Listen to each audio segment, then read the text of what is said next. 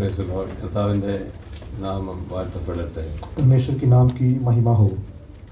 നമുക്ക് പ്രാരംഭമായി ദൈവവചനത്തിൽ നിന്നും 3 വാക്യങ്ങളൊന്ന് വായിക്കാം. നിങ്ങൾ മലയാളത്തിൽ ഒന്ന് വായിച്ച് സഹായിക്കണം. തിമോത്തിയോസിൻ്റെ 1-ാമത്തെ ലേഖനം 3-ാം അധ്യായം, 1 Timothy chapter 3 पहला तिमोथियुस 3रा अध्याय verses 14, 15 and 16. 14 മുതൽ 16 വരെയുള്ള വാക്യങ്ങൾ നിങ്ങൾ പലർക്കും സുപരിചിതമായ ഭാഗമായിരിക്കാം. 14, 15 और 16. ഞാൻ വേഗത്തിൽ നിന്റെ അടുക്കൽ വരുമെന്ന് ആശിക്കുന്നു.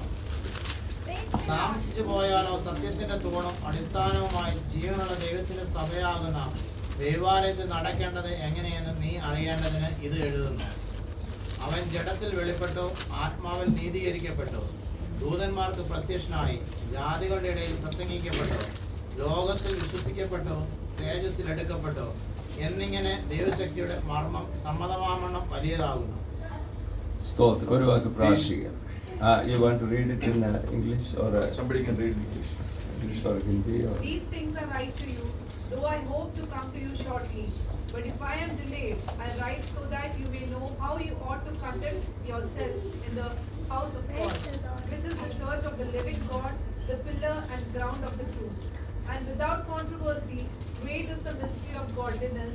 God was manifested in the flesh, justified in the spirit, seen by angels, preached among the Gentiles, believed on in the world, received up in glory. मैं तेरे पास जल्द आने की आशा रखकर पर भी ये बातें तुझे इसलिए लिखता हूँ कि यदि मेरे आने में देर हो तो तू जान ले कि परमेश्वर का घर जो जीवित परमेश्वर की कलीसिया है और जो सत्य का सभा और नेव है, और उसे कैसे बर्ताव करना चाहिए. और इसमें संदेह नहीं कि भक्ति का भेद गंभीर है, अर्थात यह जो शरीर में प्रकट हुआ, आत्मा में धर्मी ठहराया, स्वर्गदूतों को दिखाई दिया, अन्य जातियों में उसका प्रचार हुआ, जगत में उस पर विश्वास किया और महिमा से ऊपर उठाया गया. ഒരു നിമിഷം നമുക്ക് കണ്ണുകളെ അടച്ച് പ്രാർത്ഥിക്കാം. एक क्षण आंखों को बंद करके हम प्रार्थना करें. സ്വർഗസ്ഥ പിതാവേ, അവിടുത്തെ സന്നിധിയിൽ അങ്ങയുടെ വചനവുമായി തുറന്ന പുസ്തകവുമായി ഞങ്ങൾ കടന്നു വരുന്നു. പുത്രൻ തമ്പുരാൻ പ്രാർത്ഥിച്ച പോലെ തന്നെ ഞങ്ങൾ പ്രാർത്ഥിക്കുന്നു. സത്യത്താൽ ഞങ്ങളെ വിശുദ്ധീകരിക്കണമേ. നിന്റെ വചനം സത്യമാകുന്നുവല്ലോ. ആമേൻ. ഇവിടെ അപ്പോസ്തലനായ പൗലോസ് വിശ്വാസത്തിൽ നിജപുത്രൻ തൻ്റെ മകനെ പോലെ ക്രിസ്തുയേശുവിൽ വീണ്ടും ജനിപ്പിക്കുവാൻ മുഖാന്തരമായി തീർന്ന ഈ ദേവദാസനെ സഭയുടെ ശുശ്രൂഷകനായിരിക്കുന്ന തിമോത്തിയോസിനോട് പറയുകയാണ് ഈ 1-ാമത്തെ കത്തില്. यहाँ पर प्रेरित पौलुस जो है अपने बेटे समान या बेटे जैसा मानने वाले तिमोथियुस जो वहाँ की कलीसिया का सेवक है, उनको ये पत्र लिखता है. വേഗത്തിൽ നിന്റെ അടുക്കൽ വരുവാൻ എനിക്ക് താല്പര്യമുണ്ട്. ആ ഉദ്ദേശത്തോടെയാണ് ഞാൻ അതിനു മുൻപായിട്ട് ഈ ലേഖനം, ഈ കത്ത് നിനക്ക് എഴുതുന്നത്. 14-ാം വാക്യം. 14वें आयत में लिखा है, जल्दी से मैं तेरे पास आना चाहता हूँ, लेकिन उसके पहले ये खत मैं तुम्हें लिख रहा हूँ या पत्री लिख रहा हूँ. എന്നാൽ ഞാൻ നിന്റെ അടുക്കൽ വരുവാൻ, അല്ലെങ്കിൽ നീ ശുശ്രൂഷിക്കുന്ന സഭയിൽ വരുവാൻ ഞാൻ താമസിച്ചു പോയാലോ, लेकिन यदि मैं तेरे पास आने के लिए अगर देर हो जाए, या जिस कलीसिया में तू सेवा करता है उसमें अगर देर हो जाए, അതുവരെ അല്ലെങ്കിൽ എൻ്റെ വരവ് താമസിച്ചു കഴിഞ്ഞാൽ ആ സമയത്ത് നീ എങ്ങനെയാണ് ജീവനുള്ള ദൈവത്തിൻ്റെ സഭയിൽ നടക്കേണ്ടത് എന്ന് അറിയാൻ വേണ്ടിയാണ് ഞാൻ ഇത് എഴുതുന്നത് എന്നാണ് നാം അടുത്ത വാക്യത്തിൽ വായിച്ചത്. तब तक या जब तक मैं तेरे पास आऊं या मैं आने में देर हो जाए तो तब तक कलीसिया में तुझे कैसा बर्ताव करना है, इसलिए मैं तुझे लिखता हूं. ये पृष्ठभूमि हम दूसरे आयत में देख सकते हैं. ഇവിടെ പറയുന്നത് ജീവനുള്ള ദൈവത്തിന്റെ സഭ, जीवित परमेश्वर की कलीसिया. ആ സഭയെക്കുറിച്ച് വേറൊരു കാര്യം കൂടെ 15-ാം വാക്യത്തിൽ പറയുന്നുണ്ട്. 15वें आयत में और एक विशेषण उस कलीसिया के बारे में लिखा है. The church of God, which is the church of the living God, the pillar and support of the truth. സത്യത്തിന്റെ തൂണും അടിസ്ഥാനവും ആയ ദൈവത്തിന്റെ ജീവനുള്ള ദൈവത്തിന്റെ സഭ. जीवित परमेश्वर की कलीसिया जो सत्य का खंबा और नेव है. സഭ കർത്താവിന്റെ ശരീരമാണ്. कलीसिया परमेश्वर का शरीर है. അത് ജീവനുള്ള ദൈവത്തിന്റെ സഭയാണ്. वो जीवित परमेश्वर की कलीसिया है.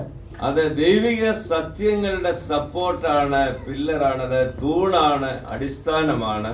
और ईश्वरीय बातों का वो एक स्तंभ है, एक समर्थन है, एक नेव है.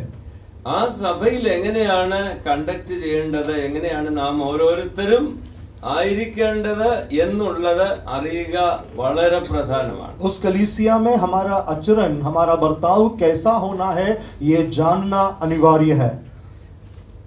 എങ്ങനെയെങ്കിലും സഭയിൽ വന്നു പോയാൽ പോരാ. किसी तरह से कलीसिया में आकर जाए ऐसा नहीं. അടുത്ത വാക്യവും തുടർന്നുള്ള ലേഖനത്തിലെ ഭാഗങ്ങളൊക്കെ വായിക്കുമ്പോൾ നമുക്ക് ഒരു കാര്യം വ്യക്തമാണ്. अगला आयत और इस पत्री के बाकी आयतों को पढ़ने से एक बात स्पष्ट है. സഭയിൽ വന്നു പോയാൽ പോരാ, ദൈവഭക്തിയോടെ ദൈവത്തിന്റെ സഭയിൽ നാം ആയിരിക്കണം. कलीसिया में यूं ही आकर नहीं लौटना, लेकिन परमेश्वर की डरवाई से, भक्ति से कलीसिया में होना है. 16-ാം വാക്യം അവസാനിക്കുന്നത് എന്നിങ്ങനെ ദൈവഭക്തിയുടെ മർമ്മം, ദ സീക്രട്ട് ഓഫ് ഗോഡ്ലിനെസ്. और 16वां आयत में अंत ऐसा हुआ है, इससे परमेश्वर की जो सत्य है. ദൈവഭക്തിയോടെ സഭയിൽ നടക്കുക എന്ന് പറഞ്ഞാൽ സഭയുടെ കൂടിവരവുകളിൽ വളരെ ഭക്തിപൂർവ്വം ഇരിക്കുക എന്ന് മാത്രമേ ഉള്ളൂ. परमेश्वर की भक्ति के साथ कलीसिया में होने का मतलब क्या? जब कभी हम मिलते हो तो डर भय और भक्ति में बैठना, क्या यही उसका अर्थ है? ദൈവവചനത്തെ സ്നേഹിക്കുന്ന, അതിന് വില കൊടുക്കുന്ന ദൈവമക്കളാണ് ഇവിടെ ഇരിക്കുന്നതെന്ന് എനിക്കറിയാം. परमेश्वर के वचन से प्रेम करने वाले और उसको मूल्य देने वाले मसीह लोग यहाँ बैठे हैं, मैं जानता हूँ. നിങ്ങളെ നടത്തുന്ന ഈ ദൈവദാസനും ദൈവവചനത്തിന് പ്രാധാന്യം കൊടുത്ത് നിങ്ങളെ പഠിപ്പിക്കുകയും ആ വചനം അനുസരിക്കാൻ ഉത്സാഹിപ്പിക്കുകയും ചെയ്യുന്ന വ്യക്തിയാണെന്നും ഞാൻ മനസ്സിലാക്കുന്നു. और तुम्हारी अगुवाई करने वाला प्रभु का दास भी वचन को मूल्य देते हुए तुम्हें सिखाता है और उस वचन में चलने के लिए तुम्हें प्रोत्साहित करता है. അപ്പോൾ ദൈവഭക്തിയോടെ ദൈവസഭയിൽ നടക്കുക എന്ന് പറഞ്ഞാൽ മീറ്റിങ്ങുകളിൽ മാത്രം ഭക്തിയുടെ ഒരു ഷോ കാണിക്കാൻ നല്ലല്ലോ അർത്ഥം. परमेश्वर की भक्ति के साथ कलीसिया में बैठने का मतलब केवल भक्ति या कलीसिया में या संगतियों में दिखावा करना नहीं है. ഞാൻ പലപ്പോഴും ഓർക്കാറുണ്ട്, പറയാറുണ്ട്, എനിക്ക് സഭയിൽ വരാൻ പറ്റത്തില്ല. मैं कई बार बताता हूँ या याद करता हूँ, मैं कलीसिया में आ नहीं सकता. എനിക്ക് സഭയിലായിരിക്കാനേ പറ്റത്തുള്ളൂ. मैं केवल कलीसिया में हो सकता हूँ. ക്രിസ്തുയേശുവിൽ പുതിയ സൃഷ്ടികളായി തീർന്ന എല്ലാ വ്യക്തികളുടെയും പെർമനന്റ് അഡ്രസ് ദൈവസഭയാണ്. यीशु मसीह के लहू से मोल लिए गए हुए सभी विश्वासी गण का पता कलीसिया है. നാം സഭയിലാണ് 24/7. ഞായറാഴ്ചയോ ശനിയാഴ്ച വൈകിട്ടോ ഒന്നും മാത്രമല്ല, നാം സഭയിലാണ്. അതാണ് നമ്മുടെ പെർമനന്റ് അഡ്രസ്. 24 घंटे 7 दिन जो है हम कलीसिया में है, यही हमारा स्थायी पता है. നമ്മൾ പറയുമ്പോൾ ചിലപ്പോഴ് സംസാര ഭാഷയിൽ പറയുമായിരിക്കും, ഞാൻ സഭയിൽ പോവുകയാണ്. जब बात करते हैं तो हम कई बार कहते हैं कि हम कलीसिया गए थे. വാസ്തവത്തിൽ നാം പറയേണ്ടത് ഞാൻ സഭയുടെ ഒരു മീറ്റിങ്ങിന് പോവുകയാണ്, കൂടിവരവിന് പോവുകയാണ് എന്നല്ലേ പറയേണ്ടത്. लेकिन क्या हमको ऐसा नहीं कहना चाहिए कि कलीसिया की एक संगति में होकर आया हूँ? കാരണം ഞാൻ സഭയുടെ ഭാഗമാണ്, സഭയിലാണ്. സഭയുടെ കൂട്ടായ്മയ്ക്ക്, മീറ്റിങ്ങുകൾക്ക്, ബൈബിൾ സ്റ്റഡിക്ക്, പ്രാർത്ഥനയ്ക്ക് ഒക്കെ എനിക്ക് പോകാനേ പറ്റത്തുള്ളൂ. क्योंकि मैं कलीसिया हूँ, कलीसिया का मैं एक भाग हूँ, तो कलीसिया की जो संगतियां हैं या कलीसिया की जो मीटिंग होती है, केवल इसमें मैं शामिल हो सकता हूँ. അപ്പോൾ ദൈവഭക്തിയോടുകൂടിയുള്ള ഒരു നടപ്പെന്ന് പറഞ്ഞാൽ അത് മീറ്റിങ്ങുകൾ നടക്കുമ്പോൾ തീർച്ചയായും ദൈവഭക്തിയോടെ തന്നെ, ദൈവഭയത്തോടെ തന്നെ നാം ആയിരിക്കണം. പക്ഷെ അതിന് വെളിയിലുള്ള സമയമാണല്ലോ കൂടുതലും. ആ സമയത്തും നാം ഗോഡ്ലി ആയിട്ട് ദൈവഭക്തിയോടെ ജീവിക്കുക എന്ന് പറയുന്നതാണ് ഏറ്റവും പ്രധാനപ്പെട്ട കാര്യം. परमेश्वर की भक्ति के साथ कलीसिया में रहने का तात्पर्य जरूर परमेश्वर की भक्ति के साथ ही कलीसिया में बैठना है, लेकिन उसके साथ साथ हमारी बाहर का जो जीवन है या कलीसिया के बाहर जो जीवन है, वहां पर भी भक्ति के साथ हमें जीवन को बिताना है. 12-ാം സങ്കീർത്തനത്തിന്റെ തുടക്കവാക്യം നിങ്ങൾ ചിലർക്ക് കാണാതറിയാമായിരിക്കും. भजन संहिता 12 उसका आरंभिक 12 को हम जानते होंगे. നാം അവിടെ എന്താണ് വായിക്കുന്നത്? ദാവീദിന്റെ ഒരു ഹൃദയത്തിന്റെ രോദനമാണ്, ഒരു കരച്ചിലാണ് ഈ സങ്കീർത്തനത്തിന്റെ തുടക്കം തന്നെ. वहां पर हम देखते हैं दाऊद के हृदय का एक रोना है जो उसका शीर्षक दिया गया है. മലയാളത്തിൽ ഇങ്ങനെയാണ് നമ്മൾ വായിക്കുന്നത്, യഹോവേ രക്ഷിക്കണമേ, ഹെൽപ്പ് ലോർഡ്, ഹെൽപ്പ് ലോർഡ്. എന്തുകൊണ്ടെന്നാൽ ഭക്തന്മാർ ഇല്ലാതെ പോകുന്നു, ദൈവഭക്തിയുള്ളവർക്ക് വംശനാശം വന്നുകൊണ്ടിരിക്കുകയാണ്. അതുകൊണ്ട് കർത്താവേ സഹായിക്കണേ, ഹെൽപ്പ് ലോർഡ്, രക്ഷിക്കണേ.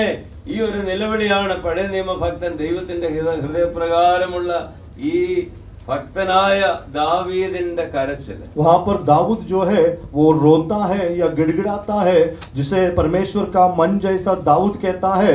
वो कहता है, हे परमेश्वर मेरी मदद कर या मेरी सहायता कर, क्योंकि संसार में भक्त लोग कम हो चुके हैं. നമുക്കറിയാം, നമ്മുടെ ചുറ്റുപാടും തന്നെ ഒരു ദൈവഭക്തിയോടെ ജീവിച്ച ദൈവദാസന്മാരുടെ ദാസിമാരുടെ ഓരോരുത്തരുടെയും ജീവിതം അവസാനിച്ചുകൊണ്ടിരിക്കുകയാണ്. ഇങ്ങനെ ഒരു തലമുറ ഇല്ലാതെ ആയിക്കൊണ്ടിരിക്കുമ്പോൾ അടുത്തായിട്ട് പറയുന്ന വിശ്വസ്തന്മാർ മനുഷ്യപുത്രന്മാരില് കുറഞ്ഞിരിക്കുന്നു. हम जानते हैं हमारे चारों ओर परमेश्वर के श्रेष्ठ भक्त लोग जो है मर मिट रहे हैं, और अब हमारे इस जमाने में ऐसे लोग कम है. और उसी आयत में आगे ये लिखा है, विश्वासियों के लोग जो है वो भी कम हो चुके हैं. അന്ത്യകാലത്തെ കുറിച്ച് അപ്പോസ്തലനായ പൗലോസ് തിമോഥെയോസിന് രണ്ടാമത്തെ ലേഖനം എഴുതുമ്പോൾ തന്നെ ഒരു പ്രവചനം, ശക്തിയായ ഒരു പ്രവചനം അതിനകത്തുണ്ട്. और अंत के समय के बारे में तिमोथियुस को पत्री लिखते समय तिमोथियुस की दूसरी पत्री में पौलुस ने एक अच्छी भविष्यवाणी दी है. ആ ഭാഗം വിശദമായി ചിന്തിക്കുവാൻ ഇന്ന് നമുക്ക് സമയമില്ല. 3-ാം അധ്യായത്തിന്റെ ആരംഭവാക്യങ്ങൾ വായിക്കുമ്പോൾ അവിടെ പറഞ്ഞു തുടങ്ങുന്നത് എങ്ങനെയാണ്, അന്ത്യകാലത്ത് ദുർഘട സമയങ്ങൾ വരും. ഡിഫിക്കൽട്ട് ടൈംസ്, ടഫ് ടൈംസ്, ദുർഘടമായ സമയങ്ങൾ, അവസാന നാളുകൾ വരും. उस भाग को बताने के लिए या उसमें से खड़े होकर प्रचार करने के लिए समय नहीं है, लेकिन उसके आरंभ की आयत में लिखा है, अंत के समय में कठिन समय या क्लेश का समय होगा. ആ സമയത്ത് സഭയിലായിരിക്കുന്ന അല്ലെങ്കിൽ ഈ ഭക്തിമാർഗത്തിലായിരിക്കുന്ന കൂട്ടത്തെ കുറിച്ച് പ്രവചനാത്മാവിൽ പൗലോസ് എഴുതി വച്ചിരിക്കുകയാണ്. അന്ത്യകാലത്ത് കുറെ കാര്യങ്ങൾ പറഞ്ഞിട്ട് മനുഷ്യർ ഇങ്ങനെയൊക്കെ ആയിരിക്കും. മനുഷ്യർ സ്വസ്നേഹികൾ, തുടങ്ങുന്നത് ലവേഴ്സ് ഓഫ് സെൽഫ്. और उसमें ये लिखा गया है कि अंत के समय में कलीसिया के लोग या भक्ति की जो लोग होते हैं वो कैसे होंगे, ये भविष्य में या भविष्यवाणी में बताते हुए पौलुस पहले कहते हैं वो स्वार्थी होंगे या अपने आप को प्रेम करने वाले होंगे. തിന്മയുടെ ഒരു നീണ്ട ലിസ്റ്റാണ് നാം വായിക്കുന്നത്. നിങ്ങൾക്ക് അറിയാം, അത് പരിചയമില്ലാത്തവർ വീട്ടിൽ ചെന്ന് ഒന്നുകൂടെ വായിക്കണം.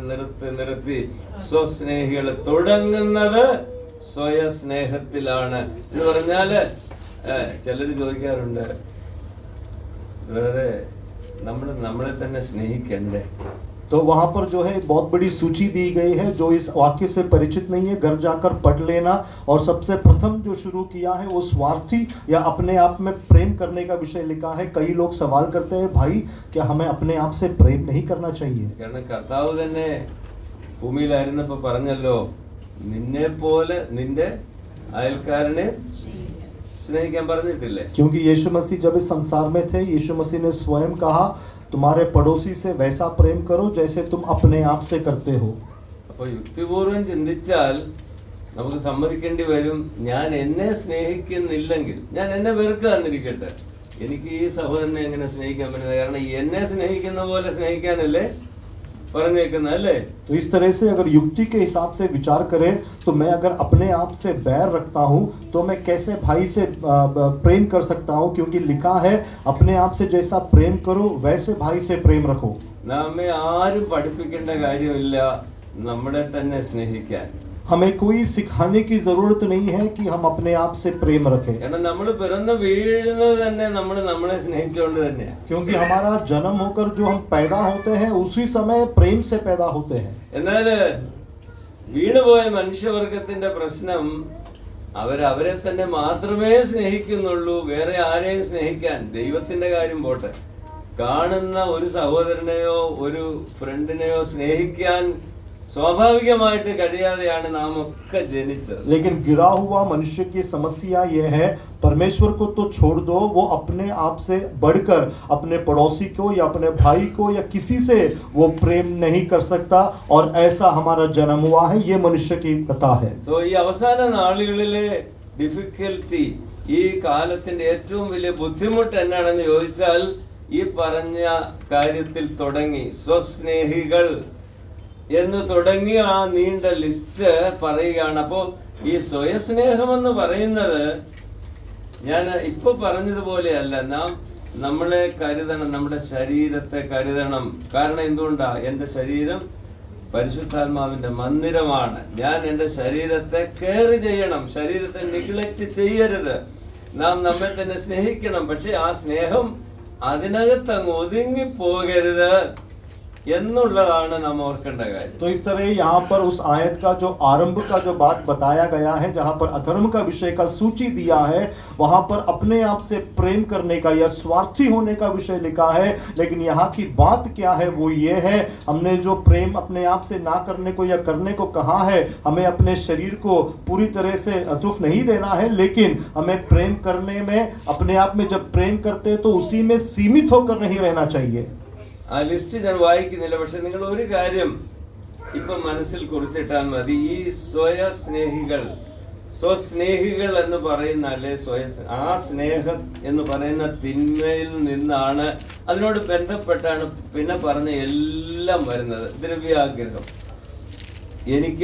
ഞാൻ സ്വയസ്നേഹി അല്ലെങ്കിൽ എനിക്ക് ദ്രവ്യാഗ്രഹം ഒരു വിഷയമേ ആകത്തില്ല, അല്ലേ? वो पूरी सूची तो मैं बताना नहीं चाहता, यहाँ पर काफी बातें लिखा है, लेकिन जो इतना बताना चाहूंगा, जो स्वार्थ है, उस स्वार्थ से बाकी तमाम बातें उत्पन्न होता है. आगे जो पैसे का लोभ या लोभ का विषय में जो लिखा है, अगर अपने आप से मैं प्रेम करूं तो मेरा वो लोभ का विषय आता है. ഞാൻ പറഞ്ഞു വരുന്നത്, ഈ അവസാന നാളുകളില് ഈ തിന്മ, ഇങ്ങനെയുള്ള എല്ലാ തിന്മകളും ജീവിതങ്ങളിൽ വർദ്ധിച്ചു വന്നിട്ട് ആ ഭാഗം അവസാനിക്കുന്ന എങ്ങനെയാണെന്നറിയാമോ? അങ്ങനെയുള്ളവർ കുറെ കാര്യങ്ങൾ പറയുന്നുണ്ട്. സ്വസ്നേഹികൾ, ദ്രവ്യാഗ്രഹികൾ, വമ്പ് പറയുന്നവര്, അമ്മയപ്പന്മാരെ അനുസരിക്കാത്തവര്, ഇങ്ങനെ ഈ ലിസ്റ്റ് ഇങ്ങോട്ട് വന്നു പറഞ്ഞിട്ട് 4-ാം വാക്യത്തിൽ അത് ലിസ്റ്റ് പറയുന്നുണ്ട്. ട്രെച്ചറസ് ആണ്, ഭോഗപ്രിയരാണ്, ദൈവപ്രിയം ഇല്ലാതെ ഭോഗപ്രിയരായി എന്ന് പറഞ്ഞിട്ട് ഭക്തിയുടെ ഒരു വേഷമുണ്ട്, ഭക്തിയുടെ ഉടുപ്പുണ്ട്. പക്ഷേ ഭക്തി കൊണ്ട് ലഭിക്കുന്ന ഒരു ശക്തിയുണ്ട്, അതില്ല. तो वहां पर एक बहुत बड़ी सूची दिया है, जहां पर बहुत कुछ लिखा गया है. उसके साथ साथ चौथे आयत में हम देख सकते हैं विश्वास की क्षति बताया गया है, ढीठ, घमंड और जो सुख विलास, यानी उसमें भक्ति नहीं है. और 5वें आयत के आरंभ में बताया है भक्ति का भेष को रखने वाले, यानी भक्ति का पोशाक है लेकिन भक्ति नहीं है. ദാവീദ് ഇന്ന് നമ്മളുടെ ജീവിക്കുകയാണെങ്കിൽ ദാവീദ് ഇങ്ങനെ അല്പം മാറ്റി പറഞ്ഞതിനെയും, യഹോവയെ രക്ഷിക്കണമേ, ഭക്തിയുടെ വേഷം കെട്ടി അനേകരുണ്ടെങ്കിലും ഭക്തിയുടെ ശക്തി അറിയുന്നവർ എത്രയും കുറഞ്ഞിരിക്കുന്നു, സഹായിക്കണേ കർത്താവേ. दाऊद शायद अभी होता तो इस तरह से लिखता, परमेश्वर भक्ति का भेष करने वाले तो भेष डालने वाले बहुत से लोग हैं, लेकिन भक्ति का शक्ति रखने वाले लोग कम है. हे परमेश्वर बचा. നമ്മള് ആദ്യം വായിച്ച വേദഭാഗത്ത് ദൈവഭക്തിയോടെ ജീവിക്കുവാൻ ആഗ്രഹിക്കുന്ന ഒരു വ്യക്തിക്ക് അത്യാവശ്യമായി മനസ്സിലാക്കേണ്ട ഒരു രഹസ്യം, സീക്രട്ട് എന്നാ എൻ്റെ ഈ ഇംഗ്ലീഷ് പരിഭാഷയിൽ പറയുന്നത്. സീക്രട്ട് അല്ലെങ്കിൽ മിസ്റ്ററി, മർമ്മം. മലയാള പരിഭാഷയിൽ അങ്ങനെയാണ്, മർമ്മം, ഭക്തിയുടെ മർമ്മം. അതെന്താണെന്ന് നമുക്ക് ചില മിനിറ്റുകൾ ഒന്ന് ചിന്തിക്കാം. और ऐसे जीने वाले लोगों का वहां पर जो एक ऐसा भेद लिखा गया है भक्ति का, यानी जो भेद है या फिर जो भ्रम है, उसके बारे में वहां लिखा है. वो क्या है वो हम विचार करेंगे. എൻ്റെ ഈ ബൈബിളിൽ പറഞ്ഞിരിക്കുന്നത് great is the mystery of godliness എന്നാണ്. भक्ति का भेद गंभीर है या महान है, ऐसा लिखा है. മിസ്റ്ററി, മർമ്മം എന്നുള്ള പദം നിങ്ങൾക്കറിയാം അതിന്റെ അർത്ഥം എന്താണെന്ന്? भेद का मतलब क्या है हम जानते हैं. എന്താണ് ഈ മർമ്മം എന്ന് പറഞ്ഞാല്? മർമ്മത്തിന് ഒന്നിലധികം അർത്ഥമുണ്ട് കേട്ടോ. നാനാർത്ഥമുള്ള ഒരു പദമാണ് മർമ്മം. भेद को जो है अनेक अर्थ है. മർമ്മത്തിന്റെ ഇവിടെ ഈ ഭാഗത്തെ കോണ്ടെക്സ്റ്റിലുള്ള അർത്ഥം എന്നാ? लेकिन इस पृष्ठभूमि में भेद का मतलब क्या है? നിങ്ങൾക്കും പറയാം. आप लोग भी कह सकते हो. എന്തോ പറഞ്ഞേ? രഹസ്യം അല്ലേ? ഇനി മറ്റെന്തെങ്കിലും അർത്ഥമുണ്ടോ ഈ മർമ്മം എന്നുള്ളത് നമ്മൾ പറയുമ്പോഴേ? अब भेद का और कोई अर्थ है क्या? ഇമ്പോർട്ടന്റ് എന്നുള്ള അർത്ഥമുണ്ട്. മർമ്മ ചികിത്സ എന്ന് കേട്ടിട്ടുണ്ട്. മർമ്മത്തിനാണ് ഒരു അടി എനിക്ക് കിട്ടിയെന്ന് പറയാറില്ലേ? അത് രഹസ്യമല്ല, അത് വളരെ പ്രധാനപ്പെട്ട ചില ശരീരത്തിന്റെ ഏരിയാസ് ആണ്. പല അർത്ഥങ്ങളുണ്ട്. പക്ഷെ ഇവിടെ പറഞ്ഞിരിക്കുന്നത് സീക്രട്ട്, രഹസ്യം. यहाँ पर जो भेद का जो विषय है वो रहस्य के बारे में बताया है. എന്നാൽ രഹസ്യം എന്ന് പറഞ്ഞാല് ഒരിക്കലും അറിയാൻ വയ്യാത്ത എന്തെങ്കിലും നിഗൂഢ രഹസ്യമാണോ? लेकिन रहस्य का मतलब ऐसा कोई रहस्य है क्या जो कभी भी उजागर नहीं होता? ദൈവവചനം മിസ്റ്ററി അല്ലെങ്കിൽ രഹസ്യം എന്ന് പറയുമ്പോൾ ഒരിക്കലും ആർക്കും അറിയാൻ കഴിയാത്ത അജ്ഞാതമായ എന്തെങ്കിലും എന്നല്ല അർത്ഥമാക്കുന്നത്. परमेश्वर का वचन में जब भी भेद का इस्तेमाल किया गया है या लिखा गया है, इसका मतलब ऐसा नहीं वो अनजान है या किसी को उसका भेद पता नहीं चले. ഒരു സങ്കീർത്തനത്തില് നാം ഇങ്ങനെ ഒരു വാചകം വായിക്കുന്നുണ്ട്. एक भजन में हम ऐसा पढ़ते हैं, The mystery or the secret of God is with those who fear him. യഹോവയുടെ സഹിത്വം അവന്റെ ഭക്തന്മാർക്ക് ഉണ്ടാകുമെന്നാണ് മലയാളം നമ്മുടെ ബൈബിൾ സൊസൈറ്റിയുടെ പഴയ പരിഭാഷയിൽ പറഞ്ഞേക്കുന്നത്. परमेश्वर का भेद जो उससे डरते हैं उनके पास होगा. इस तरह से अंग्रेजी में एक वचन है. The secret of the Lord is with those who fear him. ദൈവത്തെ ഭയപ്പെടുന്ന അല്ലെങ്കിൽ ദൈവഭയം ഉള്ളവർക്കാണ് ദൈവം തന്റെ രഹസ്യങ്ങൾ അവരുടെ ചെവികളിലാണ് മന്ത്രിക്കുന്നത്. परमेश्वर का डर भय मानने वाले जो है उनके कानों में परमेश्वर अपना भेद को बताता है. ഇന്ന് രാത്രിയിൽ നമുക്ക് നമ്മോട് തന്നെ ചോദിക്കാം, മറ്റാരെയും കുറിച്ച് ഇപ്പൊ ചിന്തിക്കണ്ട. നമുക്ക് ദൈവസന്നിധിയിൽ ചോദിക്കാം, കർത്താവേ, അങ്ങ് എന്നെ കാണുമ്പോൾ ദൈവഭയമുള്ള, അങ്ങേ ഭയപ്പെടുന്ന ഒരുവനായിട്ട് അങ്ങ് എന്നെ കാണുന്നുണ്ടോ? आज रात काल हम अपने आप से सवाल करेंगे और किसी के बारे में विचार नहीं करना. केवल हम एक सवाल करेंगे परमेश्वर के सामने सच्चाई के साथ कि मसीह, जब आप मुझे देखते हैं तो क्या एक डर भय व्यक्ति के समान में दिखता हूँ? യഹോവയെ രക്ഷിക്കണമേ, ഭക്തന്മാരുടെ എണ്ണം കുറഞ്ഞുകൊണ്ടിരിക്കുന്നു. हे परमेश्वर बचा ले, भक्त जो है वो कम हो रहे हैं. എന്നാൽ ദൈവഭയമെന്ന് പറയുന്ന സമയത്ത് ചിലപ്പോൾ ചിലർക്ക് ഒരു തെറ്റിദ്ധാരണ ഉണ്ടാകാം. लेकिन परमेश्वर का डर जब कहते हैं तो कई लोगों में कई बार जो है कुछ गलतियां या फिर कुछ संदेह हो सकता है. നമ്മൾ ദൈവത്തെ ഭയപ്പെടുന്നത് എങ്ങനെയാണ്? हम परमेश्वर का डर भय कैसा मानते हैं? നരകത്തിൽ നമ്മളെ വിടാനായിട്ട് ഇങ്ങനെ തക്കം നോക്കിയിരിക്കുന്ന ഒരു ദൈവത്തെ ആണോ നമ്മൾ ഓർക്കുന്നത്? नरक में हमें झोंकने की ताक में इंतजार करता ऐसा परमेश्वर से क्या हम देखते हैं? അതോ ഞങ്ങളുടെ നാട്ടിലൊക്കെ, നിങ്ങളും മിക്കവരും കേരളത്തിൽ നിന്നുള്ളവരാണല്ലോ, ഈ വളവിലൊക്കെ ട്രാഫിക് പോലീസ് ഈ വയലേഷൻ പിടിക്കാൻ ഇങ്ങനെ പതിഞ്ഞിരിക്കുന്ന പോലെ നമ്മളെ പിടിക്കാനായിട്ട് ഇങ്ങനെ പതിയിരിക്കുന്ന ഒരു പോലീസുകാരനെ പോലെയാണോ ദൈവത്തെ കുറിച്ച് നാം ചിന്തിക്കുന്നത്? या फिर हमें गांवों में वगैरह हम देखते हैं जहां पर सड़क मुड़ता है वहां पर पुलिस वाले छिपकर खड़े होते हैं. कुछ गलतियां करे या कुछ गैरकानूनी काम करे तो उनको पकड़ने के लिए. ऐसा एक पुलिस वाले की तरह ये डर है क्या परमेश्वर के प्रति? ദൈവമക്കളെ, സ്വർഗത്തിലെ ദൈവം നമ്മുടെ പിതാവാണെങ്കിൽ, है लोगों, परमेश्वर जो स्वर्ग में है अगर वो हमारा पिता है, യഥാർത്ഥത്തിൽ ഈ അപ്പനെ ഭയപ്പെടുക എന്ന് പറഞ്ഞാൽ അതിന്റെ അർത്ഥം മറ്റൊന്നുമല്ല. അപ്പന്റെ ഹൃദയത്തിന് നൊമ്പരം ഉണ്ടാകുന്ന ഒന്നും മകനായ മകളായ എന്നിൽ നിന്നുണ്ടാകരുത്. ആ ഭയമാണ് യഥാർത്ഥ ദൈവഭയം. परमेश्वर का डर भय मानना या उस पिता का भय मानने का अर्थ इतना ही है, उस पिता के हृदय को ठेस पहुंचे ऐसा कोई भी विषय उसका बेटा या बेटी ना करे. ഒരു സ്നേഹിതൻ ചില വർഷങ്ങൾക്ക് മുൻപ് പറഞ്ഞ ഒരു വാചകം ഞാൻ ഓർക്കുന്നുണ്ട്. एक प्रेमी ने कई सालों के पहले एक विषय बताया, मुझे याद है.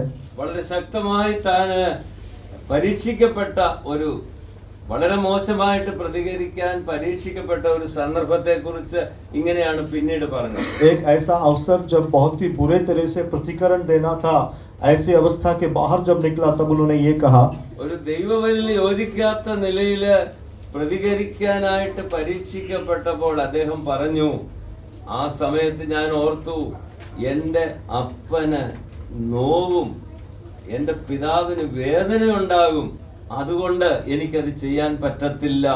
അതാണ് പക്വതയുള്ള പുത്രന്മാരുടെയും പുത്രിമാരുടെയും ദൈവഭയം. एक परमेश्वर का दास या एक परमेश्वर का बेटा जो प्रतिक्रिया नहीं देना चाहिए, उतना अनुचित प्रतिक्रिया देने का एक अवसर जब आया तो प्रभु के दास ने ये कहा, मैंने केवल इतना याद किया, स्मरण किया कि मैं अभी कुछ भी कहूँ तो मेरे पिता को दर्द होगा, मेरे पिता को ठेस पहुंचेगा। और ये जो डर है और ये जो परिपक्वता से जो वहां पर आचरण किया, ये परमेश्वर का डर भय है. ദൈവഭക്തിയുള്ള ഒരു ജീവിതം എന്തുകൊണ്ട് നമുക്ക് ആവശ്യമായിരിക്കുന്നു? परमेश्वर के भक्ति से भरा हुआ एक जीवन क्यों हमारे लिए जरूरी है? ദൈവഭക്തിയുടെ രഹസ്യം എന്താണെന്ന് ഒന്നുകൂടെ വിശദമായി ചിന്തിക്കുന്നതിന് മുൻപേ ദൈവഭക്തിയുടെ റിയൽ നീഡ് എന്താ? Why should I really fear God? परमेश्वर की भक्ति का भेद जानने से पहले परमेश्वर की भक्ति मुझे क्यों चाहिए या क्यों अनिवार्य है? എനിക്കറിയാം നിങ്ങൾക്ക് സമയം തന്നാൽ നിങ്ങൾക്കും അതിന് ഉത്തരങ്ങൾ ഒന്നിലധികം പല കാരണങ്ങൾ പറയാനുണ്ടാവും. मैं जानता हूं आप लोगों को समय और मौका दे तो एक से भी अधिक कई कारण आप बताएंगे. വേണമെങ്കിൽ നരകത്തിലും ദേഹത്തെയും ദേഹിയെയും തള്ളിയിടാൻ കഴിവുള്ളവനാണ് ദൈവം, അതുകൊണ്ട് ഭയപ്പെടാം. പക്ഷെ അതായിരിക്കല്ല നമ്മുടെ മനസ്സിലെ അടിസ്ഥാനപരമായ കാരണം ദൈവത്തെ ഭയപ്പെടാൻ. क्योंकि परमेश्वर हमारी आत्मा शरीर दोनों को नरक में ढकेल सकता है, ये एक डर का कारण हो सकता है, लेकिन ये मूलभूत कारण नहीं होना चाहिए. സാധാരണ പഠിക്കുന്ന കുഞ്ഞുങ്ങളോടൊക്കെ പേരൻസ് ദേവദാസന്മാർ പറയാറുള്ള ഒരു വാക്യമാണല്ലോ, യഹോവ ഭക്തി ജ്ഞാനത്തിന്റെ, അത് ഇംഗ്ലീഷില് ദൈവഭയമെന്ന് തന്നെ അല്ലേ? The fear of the Lord is the beginning of wisdom. कई बार जो है पढ़ने वाले बच्चों को प्रभु के दास लोग और माता पिता एक वचन बोलते हैं कि परमेश्वर का डर वही ज्ञान का आरंभ है. അപ്പോൾ വിസ്ഡം, യഥാർത്ഥമായ ജ്ഞാനം വേണമെന്ന് വരികില് ദൈവത്തെ ഭയപ്പെടണം. तो ज्ञान या बुद्धि चाहिए तो क्या करना है? परमेश्वर का डर चाहिए. അറിവ് മാത്രം മതിയെന്ന് വരികിൽ ദൈവത്തെ ഭയപ്പെടേണ്ട ആവശ്യമൊന്നും. केवल जानकारी चाहिए या सूचना चाहिए तो परमेश्वर का डर का जरूरत नहीं है. ഇപ്പോൾ ഈ അറിവിന്റെ യുഗമാണല്ലോ ഇത്, അതും കഴിഞ്ഞെന്ന് തോന്നുന്നു. അതായത് ഇൻഫർമേഷൻ ടെക്നോളജിയുടെ കാലം, അല്ലെങ്കിൽ എന്താ അതിന് പറയുന്നത്, ഈ ഇൻഫർമേഷൻ അല്ലെങ്കിൽ അറിവിന്റെ പ്രവാഹമാണ്. അതിന് നമ്മൾ ഒന്നും മെമ്മറൈസ് ചെയ്യേണ്ട കാര്യമൊന്നുമില്ല, എൻസൈക്ലോപീഡിയ ഒന്നും നോക്കണ്ട. നമ്മുടെ ഭാഷ പറഞ്ഞാൽ ഗൂഗിൾ ചെയ്താൽ മതി, എല്ലാം ഏത് സമയത്തും കിട്ടും. ഏത് കാര്യത്തെക്കുറിച്ച് എന്താണ് അറിയേണ്ടത്, ബൈബിളിലെ കാര്യം ഉൾപ്പെടെ. ഞാനും ചിലപ്പോൾ റെഫറൻസ് ഒക്കെ ഗൂഗിളിൽ അടിച്ചാൽ മതി, കിട്ടും. അറിവിന് ഒരു ബുദ്ധിമുട്ടും ഇല്ല. जानकारी प्राप्त करने के लिए या ज्ञान के लिए कोई भी अभी ऐसा कोई भी विषय नहीं है या कोई भी डर का जरूरत नहीं है, क्योंकि आजकल तो उसी का युग चल रहा है. इंफॉर्मेशन टेक्नोलॉजी के जरिए हर जगह पे आपको सब कुछ मिलता है, याद करने की भी जरूरत नहीं है. मेरी भाषा में कहे तो गूगल सर्च जो है उसमें हमको बहुत कुछ मिल जाता है. तो जानकारी प्राप्त करने के लिए हमें डर भय की जरूरत नहीं. അപ്പൊ ഞാനൊരു ചോദ്യം നിങ്ങളോട് ചോദിച്ചോട്ടെ. तो मैं एक सवाल आप लोगों से करता हूँ. ഈ അറിവും ജ്ഞാനവും തമ്മിലുള്ള വ്യത്യാസം എന്തുവാ? जानकारी और ज्ञान के बीच का फर्क क्या है? The difference between knowledge and wisdom. जानकारी और ज्ञान का बीच में फर्क क्या है? നിങ്ങൾക്കറിയാം, പറഞ്ഞാട്ടെ. എന്തോ? Practical knowledge is wisdom. Practical knowledge is wisdom എന്ന് പറഞ്ഞാൽ അറിവ് എപ്പോൾ എങ്ങനെ എവിടെ ഉപയോഗിക്കണമെന്നുള്ള തിരിച്ചറിവാണ് ജ്ഞാനം. तो जानकारी कहाँ किस तरह से इस्तेमाल करना, इसको हम लोग ज्ञान कहते हैं. And this can come only from above. ഇത് ഉയരത്തിൽ നിന്നേ വരാൻ പറ്റത്തുള്ളൂ. और ये केवल ऊपर से या स्वर्ग से आ सकता है. യാക്കോബ് അപ്പോസ്തലനും അതിനെക്കുറിച്ച് പറയുന്നുണ്ട്, ഉയരത്തിൽ നിന്ന് വരുന്ന ജ്ഞാനമോ. प्रेरित याकूब भी उसके बारे में परामर्श करता है, ऊपर से आने वाला ज्ञान. അവിടെ പറയുന്നത് ഉയരത്തിൽ നിന്ന് വരുന്ന വിസ്ഡം അല്ലെങ്കിൽ God given wisdom is first of all pure. എന്ന് പറഞ്ഞാൽ ദൈവത്തിൽ നിന്ന് ലഭിക്കുന്ന ജ്ഞാനം ഒന്നാമത് നിർമ്മലമാണ്, പ്യൂരിറ്റി ആണ് അതിന്റെ മുഖമുദ്ര. वहां पर ईश्वरीय ज्ञान के बारे में लिखा है सबसे प्रथम वो निर्मल होता है. ये परमेश्वर के ज्ञान का एक मुद्रा है. ഞാനൊരു ബാലനായിട്ട് സൺഡേ സ്കൂളിൽ പഠിച്ച, അധികമൊന്നും ഞാൻ സൺഡേ സ്കൂളിൽ പഠിച്ചിട്ടില്ല, എന്നാൽ ആരംഭത്തിൽ ഞാൻ പഠിച്ച ഒരു വാക്യം നിങ്ങളോട് പറയാം. मेरे बचपन में मैंने जब संडे स्कूल सीखा, अधिक तो संडे स्कूल सीखा नहीं, लेकिन जो मैंने हृदयस्थ किया था वो एक वचन बताना चाहूंगा. ആ വാക്യം സദൃശവാക്യങ്ങൾ 22:4 എന്നാണ് എൻ്റെ ഓർമ്മ. Proverbs 22:4. नीति वचन 22 का 4.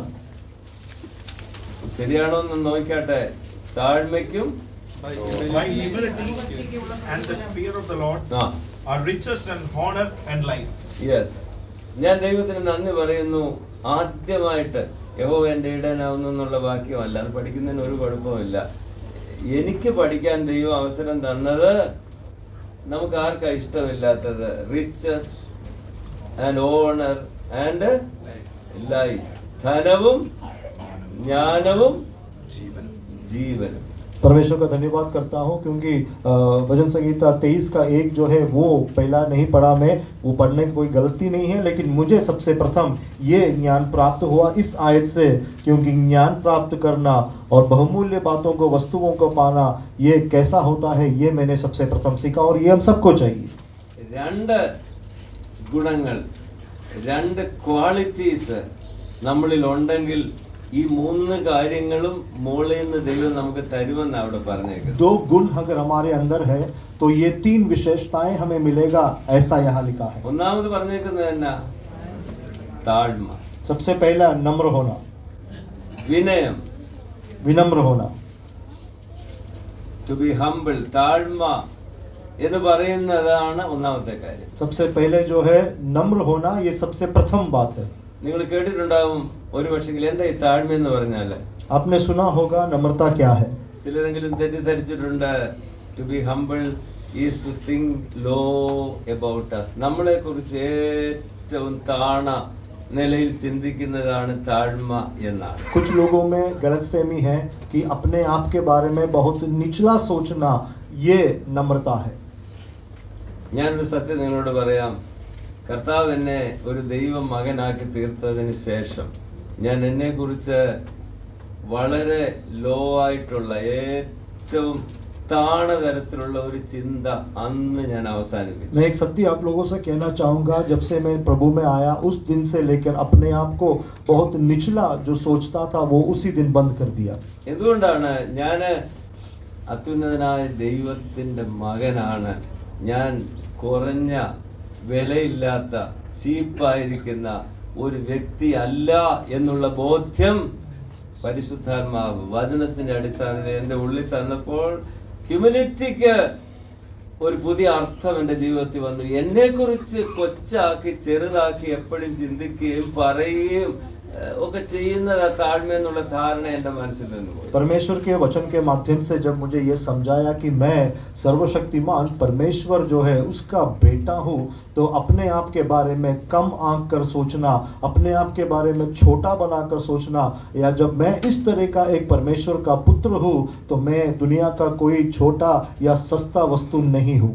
പ്രസിദ്ധമായിരിക്കുന്ന ഒരു കൊട്ടേഷൻ ആണ് ഞാൻ നിങ്ങളോട് പറഞ്ഞത്. Humility is not having low thoughts about yourself but thinking less of yourself. എന്ന് പറഞ്ഞാൽ നമ്മളെ കുറിച്ച് വളരെ ചെറിയ മോശപ്പെട്ട ചിന്തകളിൽ ജീവിക്കുകയല്ല, മറിച്ച് നമ്മളെ കുറിച്ച് ചിന്തിക്കുന്നത് തന്നെ. ഞാൻ മുമ്പേ പറഞ്ഞല്ലോ, സ്വയ സ്നേഹം, ഞാൻ, എന്റേത്, എന്റെ സൗകര്യം, ആ ചിന്തയിൽ നിന്ന് ഫ്രീ ആകുന്നതാണ് ശരിക്കും ഹ്യൂമിലിറ്റി.